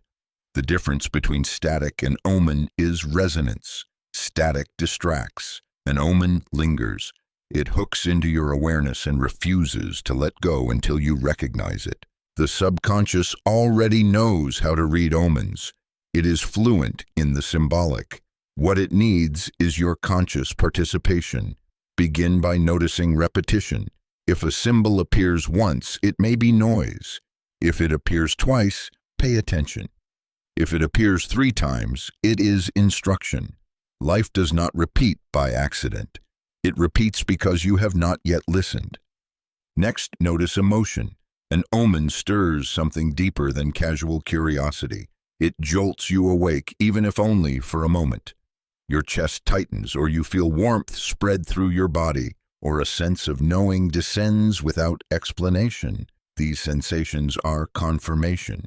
They are your instrument tuning to the message beneath the surface. Once you identify an omen, ask, "What is this pointing toward?" Do not rush for literal answers. The language of omens is symbolic. A locked door in a dream may not mean a physical door, but a belief blocking progress. A sudden storm may not be about weather, but about inner turbulence. Interpret not with logic, but with resonance. What meaning feels alive, electric, undeniable? That is the truth. Then act. Omens are wasted if they remain decoration. Their purpose is to guide you toward alignment. If you receive the same symbol repeatedly urging you to leave a situation, leave. If opportunities open each time you think of a project, begin. If resistance appears every time you move in a certain direction, reevaluate. Omens confirm or redirect. Your task is to obey. Skeptics will laugh. Let them. They are blind by choice. Their laughter is static, nothing more. You do not need their validation. You need only to prove to yourself that the language is real. And you will prove it by testing. Follow one omen deliberately. See where it leads. Record the outcome. Repeat. With time, the evidence will overwhelm doubt. Reading the omens transforms life from chaos into dialogue. You realize the universe is not indifferent. It is interactive. It does not shout. It whispers. And when you listen, it rearranges circumstances with startling precision. You stop asking, "Am I on the right path?" Because the path reveals itself step by step, symbol by symbol. From this night forward, treat omens as sacred text. Record them, interpret them, act upon them, and watch as reality begins to speak with increasing clarity, guiding you not randomly but purposefully. The language was always there, now you are fluent. Chapter 23, Generosity as Gravity. The illusion of scarcity convinces you to hoard. You grip tightly to your resources, your ideas, your energy, believing that if you give too much, you will be left with nothing. But hoarding is static. It blocks the flow. It contracts the field. Generosity, by contrast, expands. It amplifies. It draws others toward you like planets pulled by gravity. And when aligned, generosity does not deplete. It multiplies. Generosity is not charity given from guilt or obligation. It is not sacrificing yourself to feed others while you starve. That is distortion, not truth. Real generosity is the overflow of alignment. When you are connected to your source, abundance flows naturally through you, and sharing becomes effortless. You give not because you should, but because you cannot help it. The act of giving expands you as much as the receiver. Begin with energy. Offer presence. Listen without agenda. Speak words that uplift. Share clarity freely. These acts cost nothing, yet they shift entire realities. Presence itself is currency, rarer than gold in a world addicted to distraction. When you give presence, you give healing. Expand into creativity. Release ideas, even small ones, without fear of being copied or stolen. The field is infinite. What you share will return multiplied, often in ways you cannot predict. Every creation withheld from fear stagnates inside you. Every creation given grows wings and returns with companions. Then extend into material generosity. Share money not from obligation but from joy. Support what resonates. Invest in what expands. Circulate resources to those who amplify the field. Money given in alignment is never lost. It is seeded, and seeds, once planted, multiply in harvests unseen. Generosity works because it shifts identity. When you give, you declare, I have enough. I am abundance. I am source, not scarcity. The subconscious records this declaration and programs reality to match it. Soon, opportunities arrive, resources flow, support appears. The universe mirrors the identity of generosity by making you a magnet for abundance. Do not confuse this with martyrdom. Martyrdom says, I give until I disappear. Generosity says, I overflow, and my overflow transforms. The distinction is vital. To practice true generosity, you must first align yourself. You cannot pour from an empty vessel, but once aligned, you will discover that giving does not drain you, it strengthens you. The gravitational pull of generosity also transforms relationships. People are drawn to those who expand them. When you give without manipulation, without hooks or hidden debts, others trust you. They align with you. They follow your orbit willingly. Soon, you will notice communities forming around your generosity, opportunities emerging not because you chased them, but because you pulled them into being. Generosity is gravity. It draws the future toward you. Each act is signal to the field. More flows through me, and the field responds with precision. From this night forward, give deliberately. Share what overflows. Circulate without fear. And watch as the gravity of your generosity reshapes your reality into one where abundance is not chased, but inevitable. Chapter 24. Sovereign Agreements. Your life is built not by wishes, but by agreements. Every role you play, every task you perform, every identity you inhabit exists because at some point, consciously or unconsciously, you said yes. These yeses became contracts. Some served you, others enslaved you. Tonight, you will learn to renegotiate, for sovereignty begins when you choose agreements deliberately. Most of your current agreements are invisible. You agreed to answer calls at all hours. You agreed to play the role of caretaker, the role of scapegoat, the role of worker who never rests. You agreed to say yes when you wanted to say no. You agreed to wear masks that suffocate. And because these agreements were unspoken, you forgot they were choices. But they were. And every choice can be unchosen. Begin by listing the agreements you carry now. Do not censor. Write them all. I agree to work until exhaustion. I agree to stay in relationships that drain me. I agree to silence my voice to keep peace. As you write, feel the weight of each. Notice which ones constrict your chest, which ones tighten your jaw, which ones spark anger. These are chains disguised as commitments. Next, ask, did I consciously choose this? Does it serve my blueprint? If not, you are free to revoke it. Speak aloud. I withdraw my agreement. Do not justify, do not explain, simply declare. Your subconscious listens, the field listens, the chains weaken immediately. Then write new agreements. These must be sovereign, crafted from alignment, not fear. I agree to protect my energy. I agree to speak my truth even if it shakes rooms. I agree to create daily. I agree to live in abundance, not scarcity. Keep them simple, keep them precise. Agreements are contracts with your subconscious. Clarity is power. The test of sovereignty comes when others resist. They will attempt to enforce the old agreements, reminding you of promises you never consciously made. Do not collapse. Stand firm. Repeat your new agreements until they are embodied. Over time, others will adjust, or they will drift away. Both are victory. Living by sovereign agreements creates unshakable integrity. You no longer wobble in indecision. You no longer explain yourself endlessly. You no longer betray yourself for temporary approval. You move with precision, with clarity, with peace. And reality responds by organizing itself around your commitments.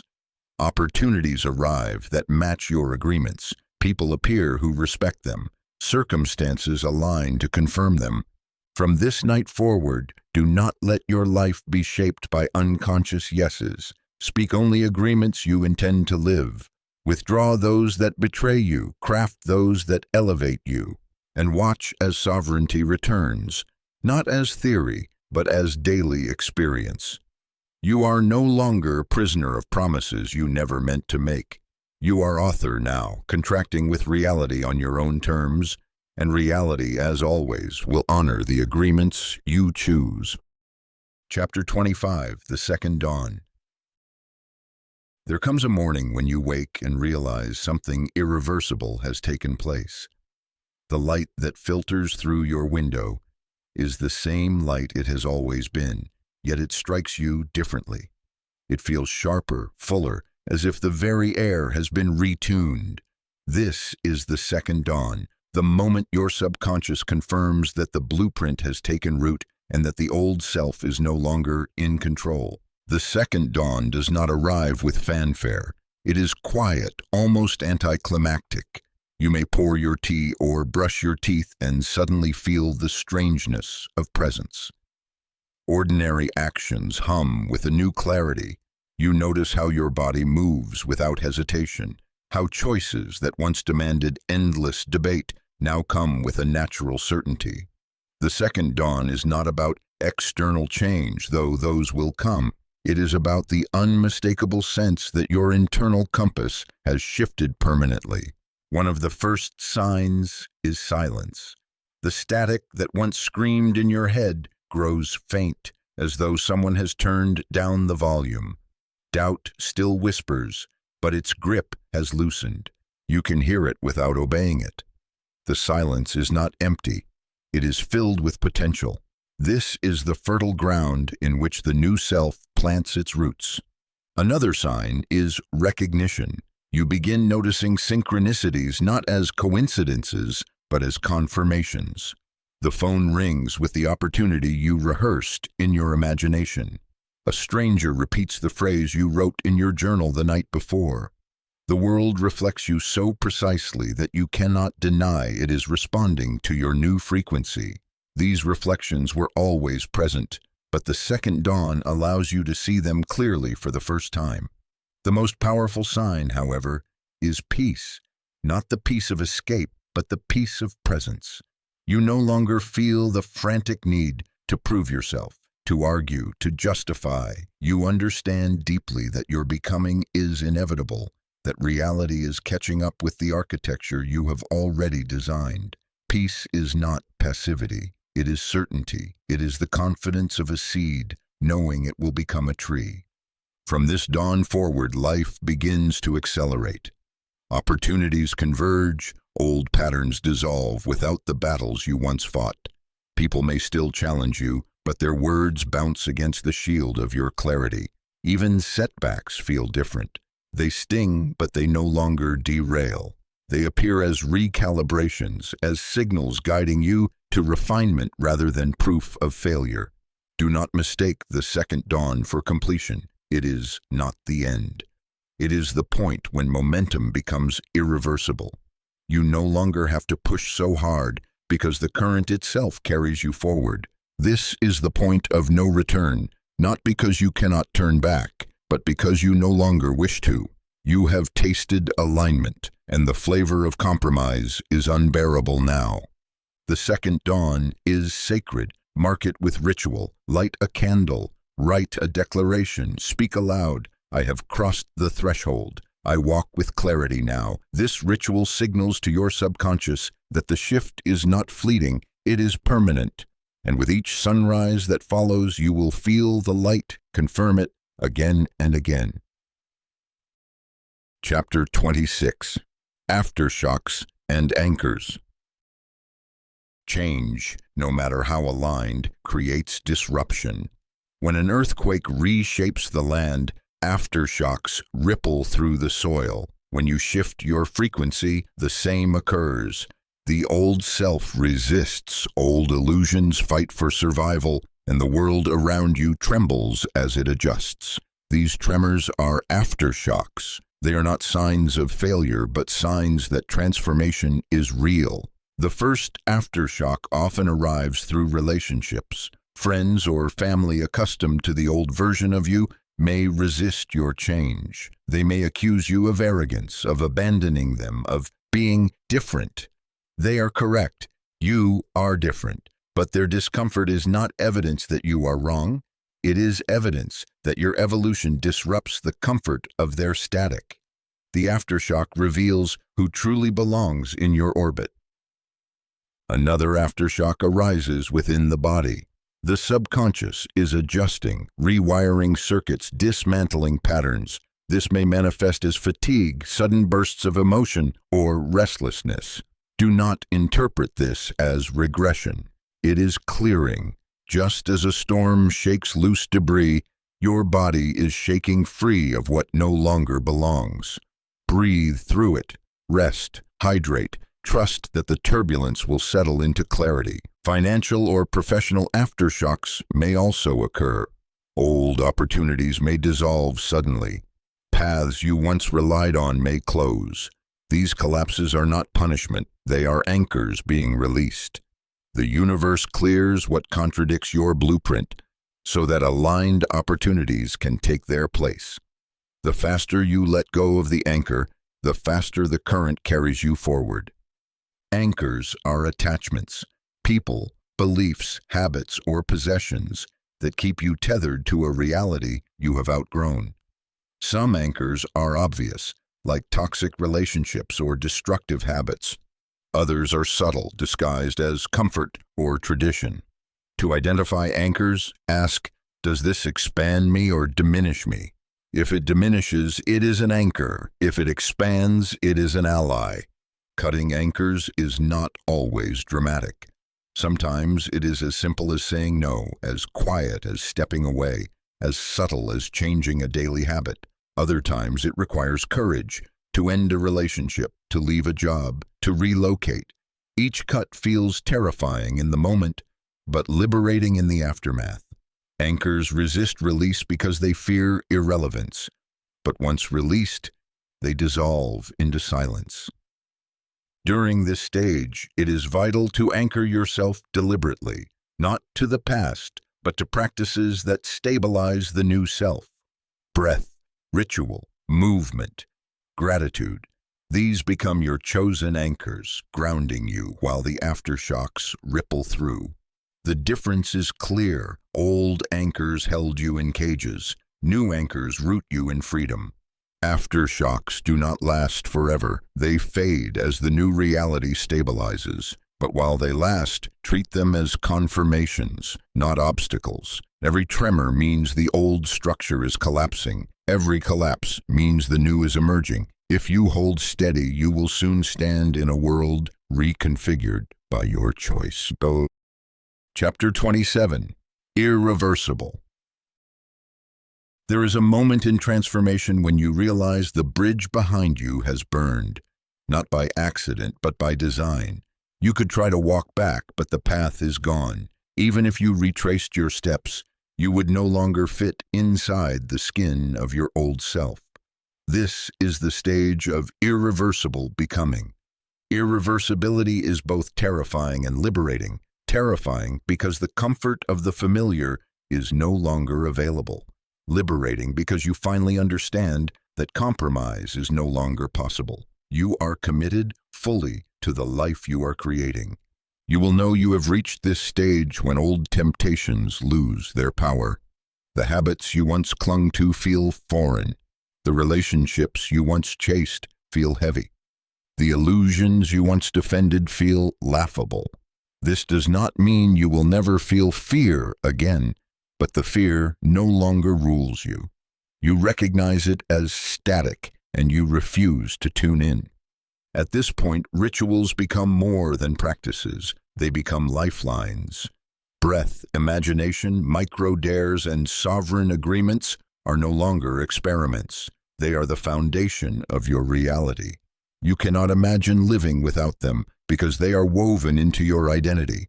You are not someone who practices occasionally. You are someone who lives this way. That is irreversibility.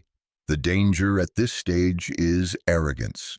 Some, upon reaching irreversibility, mistake themselves for finished.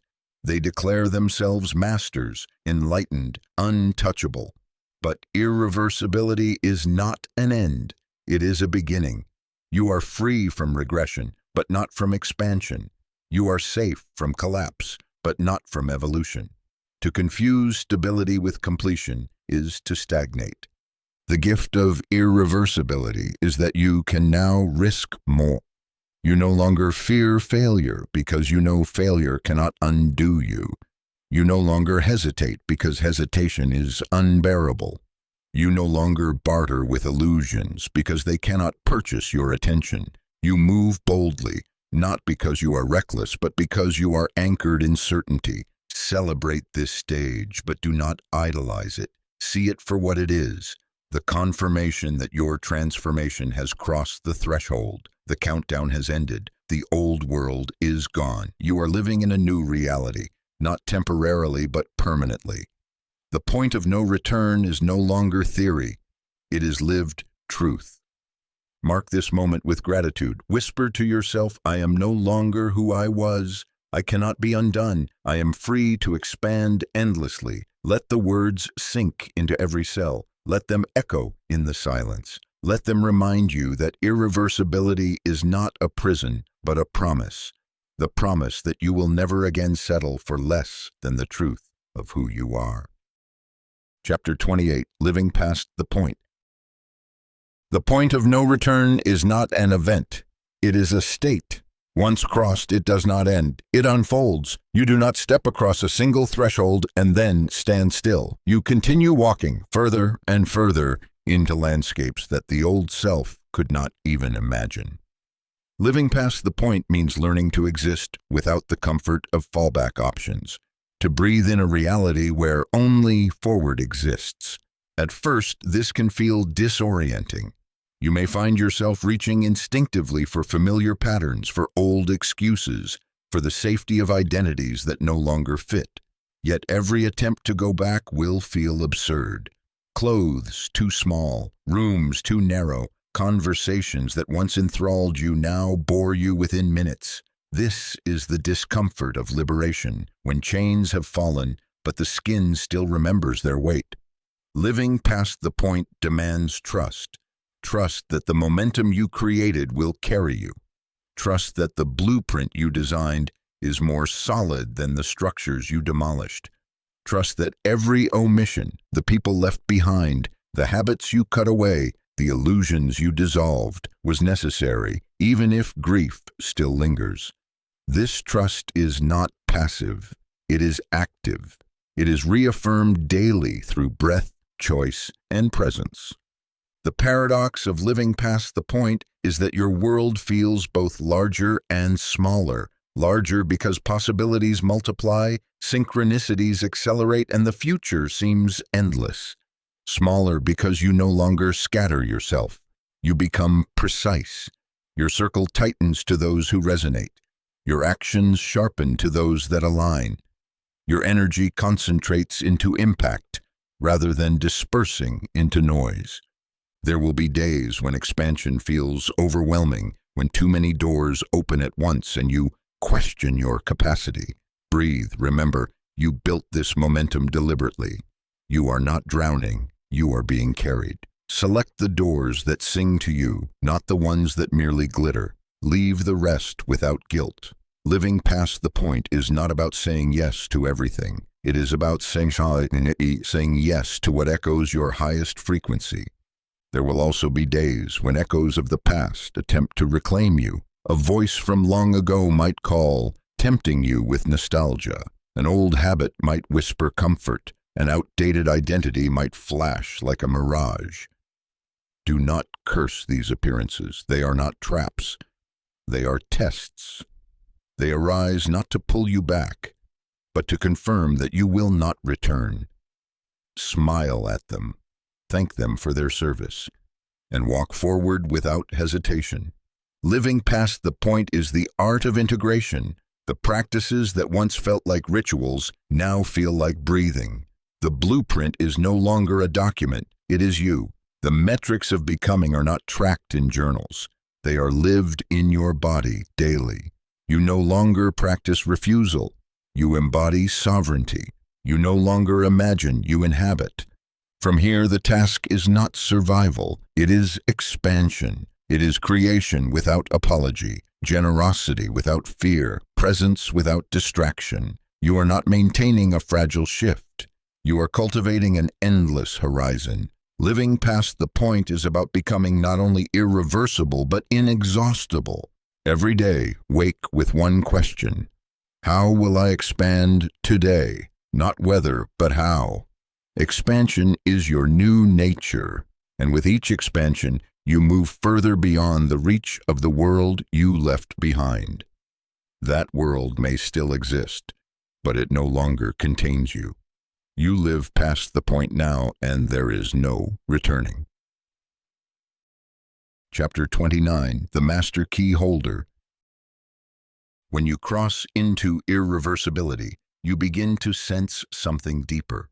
You realize that all the practices, all the rituals, all the codes were not merely tools. They were training.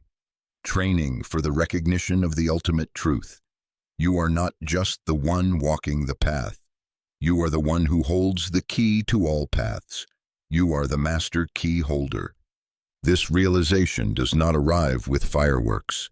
It arrives in a whisper so profound it shakes you. You see that the breath you counted, the affirmations you spoke, the visions you rehearsed, they worked not because the universe responded mechanically, but because your consciousness itself was the architect all along. You were not bending an external reality. You were unlocking doors within yourself. And those doors revealed corridors leading to worlds you had forgotten you built. To hold the master key is to understand that you no longer need permission. You no longer beg the world for opportunities, for validation, for worth.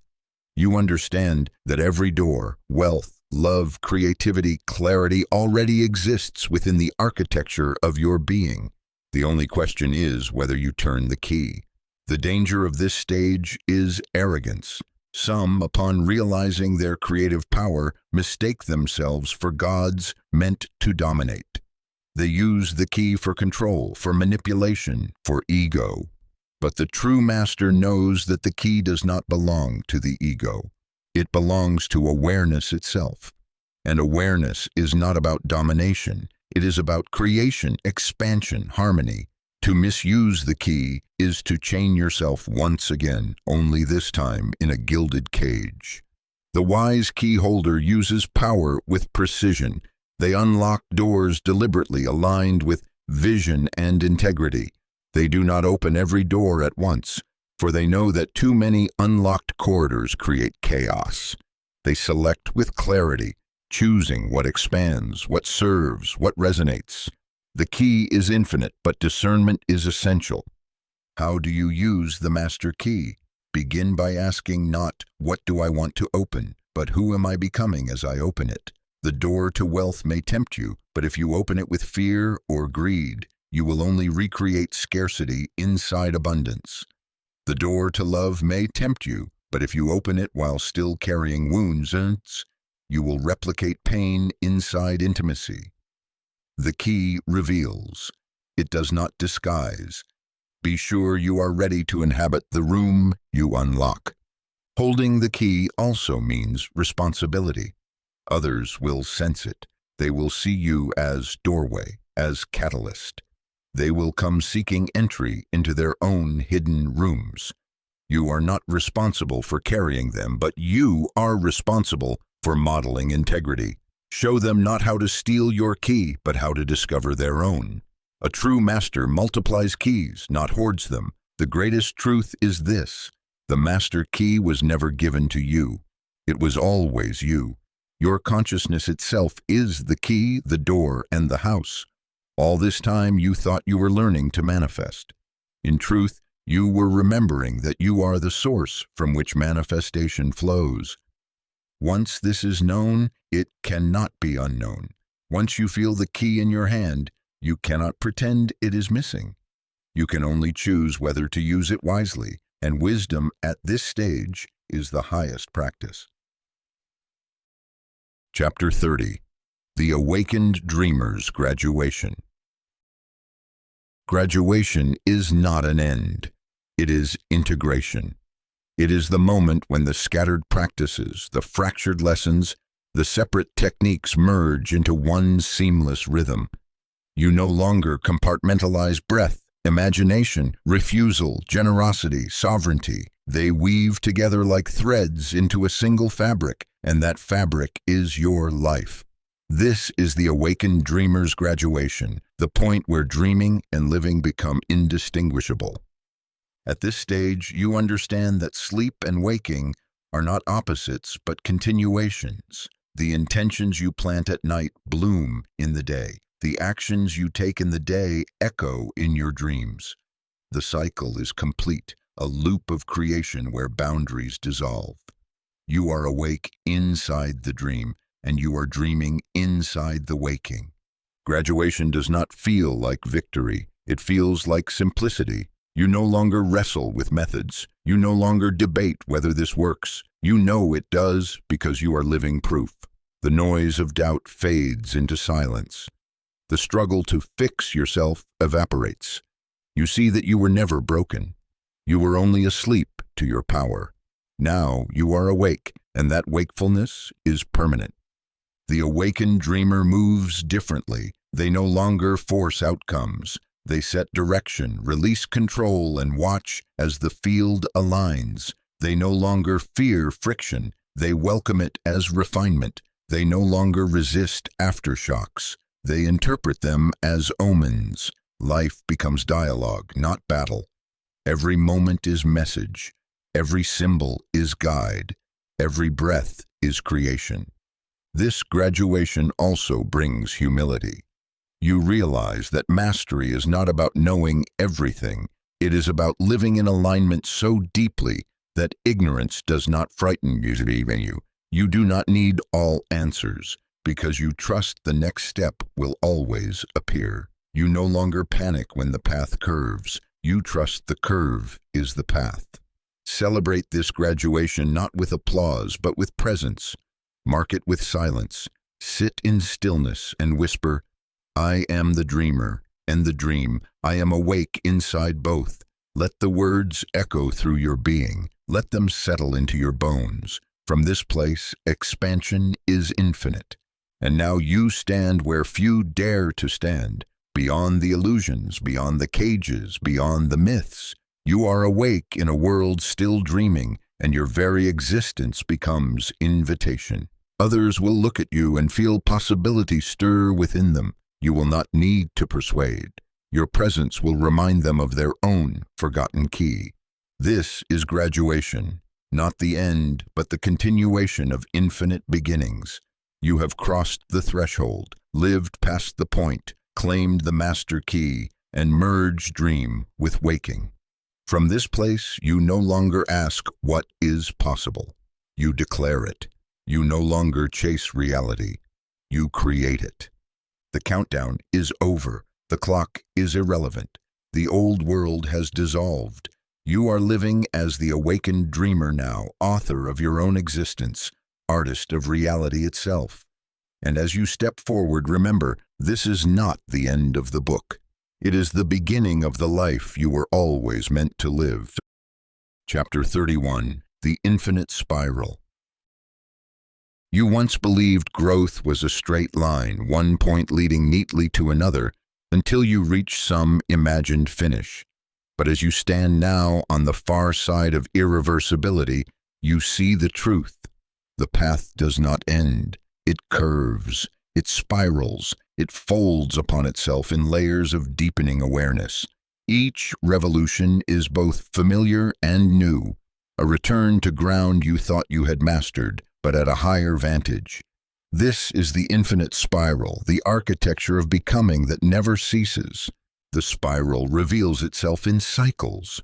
You may find yourself encountering old fears, old doubts, old patterns, but they do not bind you as before. They arise thinner, weaker, almost translucent.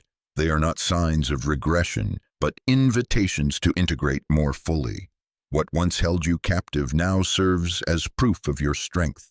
You descend into old rooms only to notice how small they have become, how easily you step out. Living within the spiral means learning to embrace recurrence. Do not curse the reappearance of shadows.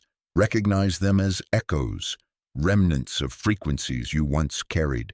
They circle back not to imprison, but to remind you of how far you have traveled. The spiral is generous. It lets you witness your progress in tangible ways. What once felt like impossible weight now feels like dust.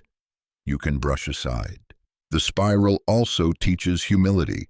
You realize there is no final graduation, no permanent plateau where you can declare yourself complete. Every expansion reveals new edges. Every breakthrough exposes greater horizons. The deeper you walk into your infinite nature, the more infinite it becomes. This is not defeat. It is freedom. You are released from the illusion of finality. You are liberated into eternal growth. Your practices evolve within the spiral.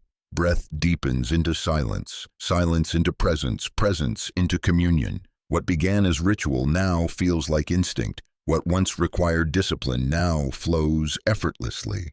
The spiral engraves these truths into your being, layer by layer, until they are inseparable from your identity. To live in the spiral is to accept paradox. You are both beginner and master, both child and sage. Each cycle brings you back to fundamentals with greater wisdom. Each cycle demands that you surrender more illusions, refine more truths, embody more presence. There is no shame in beginning again. Beginning again is the essence of mastery. The infinite spiral also extends beyond you. As you evolve, you notice how your expansion ripples outward, influencing those who encounter you. Your spiral touches theirs, igniting shifts they did not expect. This is how collective transformation occurs, not through commands, but through resonance. One spiral awakening accelerates the spirals around it until momentum becomes unstoppable. From this night forward, see your life not as a straight climb, but as a dance of circles. Celebrate each return as evidence of progress. Honor each cycle as another revolution upward. Know that the spiral has no end, and because it has no end, neither do you. Chapter 32, The Language of Light. There is a form of communication beyond words, older than language, more precise than thought. You have felt it in moments when silence carried more weight than speech, when a glance transmitted entire volumes, when presence itself illuminated what no explanation could. This is the language of light, and it is available to all who have crossed into wakefulness. Light here does not mean photons alone.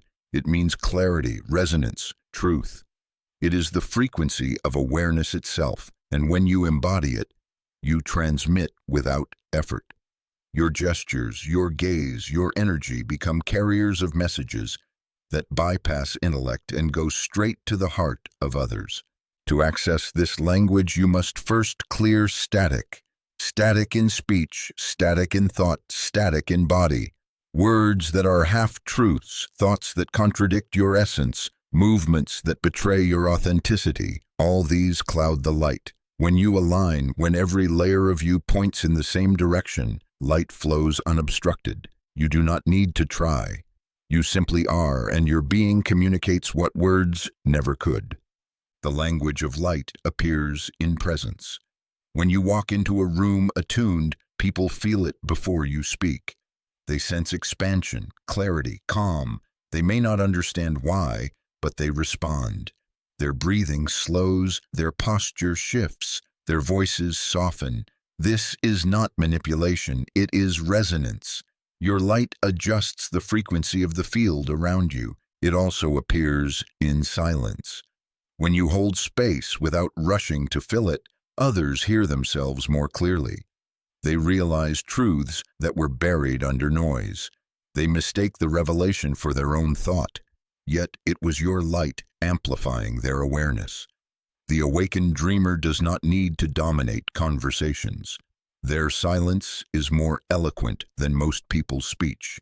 The language of light also flows through creation. Words you write, art you produce, music you share, all carry frequencies beyond their surface form. A sentence crafted in alignment vibrates with clarity. A painting created in presence radiates beyond its colors. A sound birthed from truth reverberates deeper than melody. People will encounter your work and feel something stir in them that they cannot name. That is the language of light speaking through you. This language is also recognition. You begin to see it in others. A stranger's eyes that glimmer with knowing. A phrase that lands like thunder, though spoken softly. A dream that illuminates your path. Light recognizes light, and when it speaks, there is no doubt. The words may be simple, but the transmission is undeniable. To cultivate this language, practice presence relentlessly. Slow your breath, quiet your mind, align your actions. The clearer your vessel, the brighter your transmission. You do not need to force light. It is your nature. You only need to remove what obscures it. The language of light is not spoken for applause. It is not performance. It is communication at the level of essence, where truth bypasses illusion. Once you live in this frequency, deception cannot touch you, and those who encounter you cannot help but remember something they thought they had forgotten. From this moment forward, let your life itself be a sentence written in light. Let every step be a phrase, every breath a verse, every creation a paragraph in the eternal dialogue of consciousness. Speak without speaking. Illuminate without effort. This is the power you now carry. Chapter 33, The Eternal Horizon. Even as you graduate into the awakened dreamer, even as you wield the master key and walk the spiral, you will find yourself standing always before a horizon. It stretches endlessly, glowing with possibility, never shrinking no matter how far you travel. This is the eternal horizon, the reminder that expansion has no end. The horizon teaches patience. No matter how fast you run, you cannot catch it. The moment you approach, it recedes, because its purpose is not to be reached, but to call you forward. The horizon is the invitation, not the destination. It whispers, there is always more, more to learn, more to create, more to embody. You are infinite, and so is the path. At times, the horizon may frustrate you. You may crave finality, a point where you can rest and declare yourself complete. But completion is illusion. If you arrived at a fixed end, you would wither. The horizon ensures you remain alive, stretching into new forms, new experiences, new awareness. It keeps you from mistaking comfort for growth. The eternal horizon also dissolves fear. If the journey never ends, then failure loses meaning. Every stumble is simply another step in the spiral. Every detour is folded into expansion. There is no wasted time because time itself is an invention of growth. The horizon ensures you are always moving, even when you feel still. Living with the horizon requires surrender. You stop demanding certainty. You stop clutching outcomes. You understand that joy is not in arriving, but in walking. You trust that each step will reveal the next, that the field responds not to desperation, but to presence. You no longer panic when the path shifts, because you know the horizon remains steady, luminous, guiding. The horizon also transforms your vision of legacy. You realize that your becoming does not end with you. The spiral you walk continues in those you touch, in the work you release, in the ripples of your presence. Your life becomes a bridge for others to see further than they could before, and they, in turn, extend the horizon beyond even your reach. Expansion is collective, not solitary. As you stand now beyond illusion, beyond anchors, beyond myth, let the horizon humble and empower you. Humble because you will never contain the infinite. Empower because you are the infinite expressing itself uniquely through you. The horizon is both mirror and invitation. It reflects your boundless nature and invites you to keep walking into it forever. The book closes here, but your journey does not. The countdown has ended. The transformation is irreversible, the graduation complete, and yet the horizon remains, calling you forward, promising endless expansion. Step into it with certainty. Step into it with presence. Step into it with joy. You are not finished. You are infinite, and the horizon is yours. Chapter 34, The Cosmic Mirror. There is a moment when you finally realize that the world has never been outside you. Every experience, every person, every event, each one was a reflection of the frequencies you carried, the beliefs you rehearsed, the stories you insisted upon. The universe has been your mirror all along, patient and precise, showing you what you could not yet admit to yourself. Once this truth lands fully, reality changes shape. The cosmic mirror becomes your teacher, and its lessons are relentless, luminous, and absolute. The mirror does not flatter, nor does it punish. It simply reflects. If you carry doubt, it arranges circumstances that confirm doubt. If you hold abundance, it opens doors to abundance. If you believe you are unworthy, it supplies evidence to prove it. The mirror has no morality. It does not decide. It only shows you what you broadcast, as faithfully as glass shows you the shape of your own face. This is why arguing with reality has always failed. You may rage against injustice, complain about lack, lament misfortune, but the mirror does not respond to words. It responds to being. Until you shift your frequency, the reflection remains unchanged. To change what you see, you must change what you are. This is the law of the mirror, and it cannot be evaded. The challenge lies in honesty. It is easy to say, "I want wealth," while carrying a subconscious program that whispers scarcity. It is easy to claim, "I am ready for love," while vibrating with wounds of abandonment. The mirror is merciless in its precision. It reflects the truth beneath your words, not the surface performance. This is why so many believe the law does not work for them. It works too well. It reveals their contradictions. Living with the cosmic mirror requires radical responsibility. No more blaming circumstances, no more resenting others, no more waiting for change to arrive from outside. Everything you see is feedback. If you dislike the reflection, you must adjust the frequency you project. If you admire the reflection, you must amplify it. The mirror will not bend until you do. Begin this practice with observation. Walk through your life as though moving through a hall of mirrors. Notice the patterns repeating in your relationships, your finances, your health. Each repetition is reflection. Each obstacle is feedback. Each success is confirmation. Write them down without judgment. These are not punishments. They are messages. Next, trace the reflection inward. Ask, what belief, emotion, or story does this mirror reveal?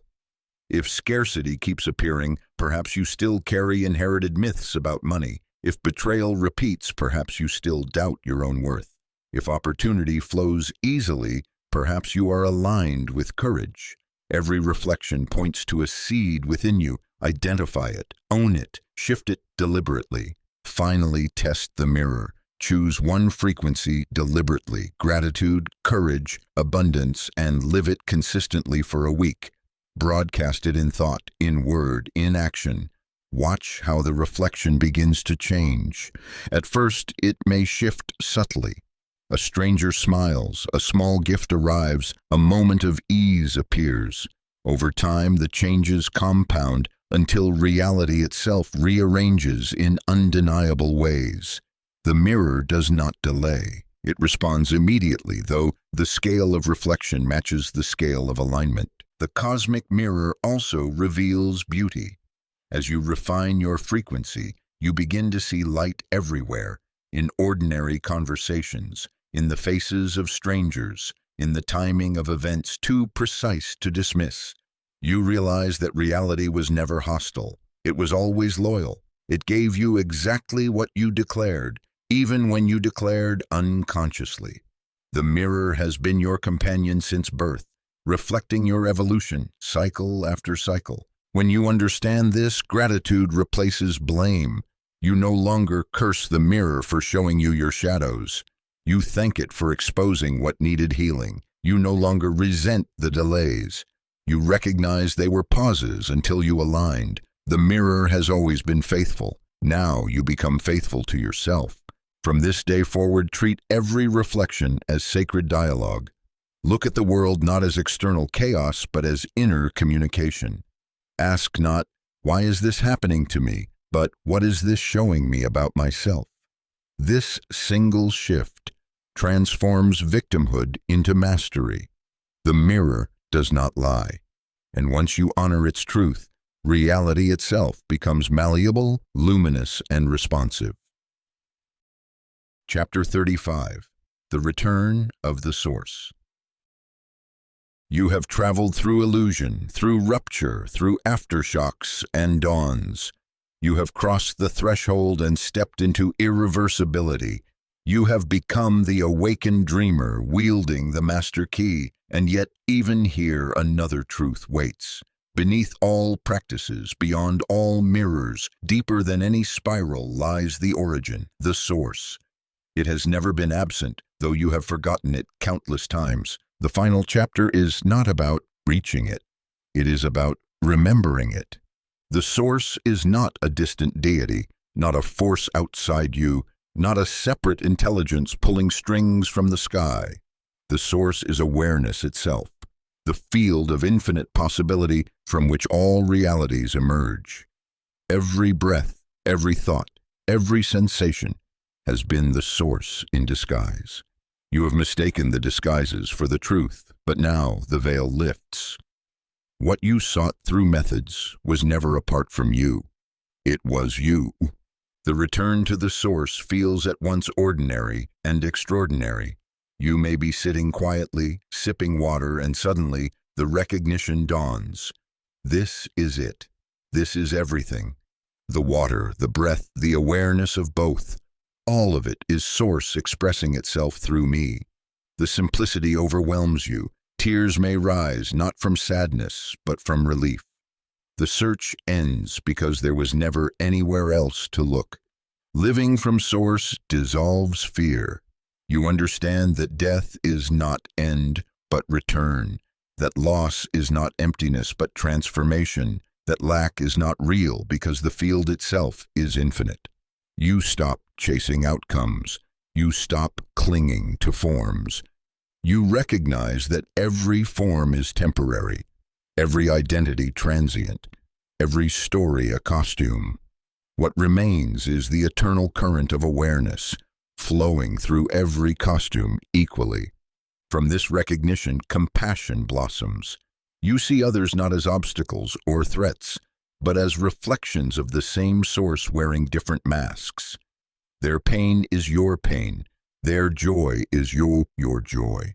Their awakening is your awakening. You no longer need to dominate or defend. You move with softness, not weakness, but strength, born of infinite belonging. The return of the source also transforms creation. You no longer create from desperation or ego. No, you create because creation is the natural movement of source. Just as the sun radiates light, you radiate ideas, art, generosity. You cannot help it. You do not demand applause. You do not measure worth. You create because it is your nature, and in doing so, you feel closer to the origin that breathes through you. Practices remain, but they shift in texture. Breath is no longer a technique, it is communion. Imagination is no longer rehearsal, it is source playing through you. Refusal is no longer defense, it is alignment with truth. Every ritual dissolves into presence. Every method becomes natural expression. The line between practice and life disappears because life itself is practice. The greatest gift of the return is freedom. Freedom from illusion, freedom from fear, freedom from the endless hunger of seeking. You are no longer a seeker. You are the source remembering itself. And in that remembrance, all urgency evaporates. You are free to expand, to rest, to create, to dissolve, knowing that nothing is lost, nothing is wasted, nothing is outside the whole. Mark this return with silence. Sit, breathe, and whisper, I am the source is me, there is no separation. Feel the words echo in your chest. Vibrate in your cells, expand into the space around you. This is not affirmation, this is recognition. And when you rise, rise lightly. Walk into the world not as someone striving to become, but as someone who has remembered what they already are. Every interaction, every creation, every breath becomes an offering of the source back to itself. The journey brought you here, but the truth is, you never left. You walked countless steps only to circle back to the center you carried all along. This is the paradox of awakening. The destination is the origin. The final chapter is the first, and the source, eternal and infinite, smiles through your eyes as you remember.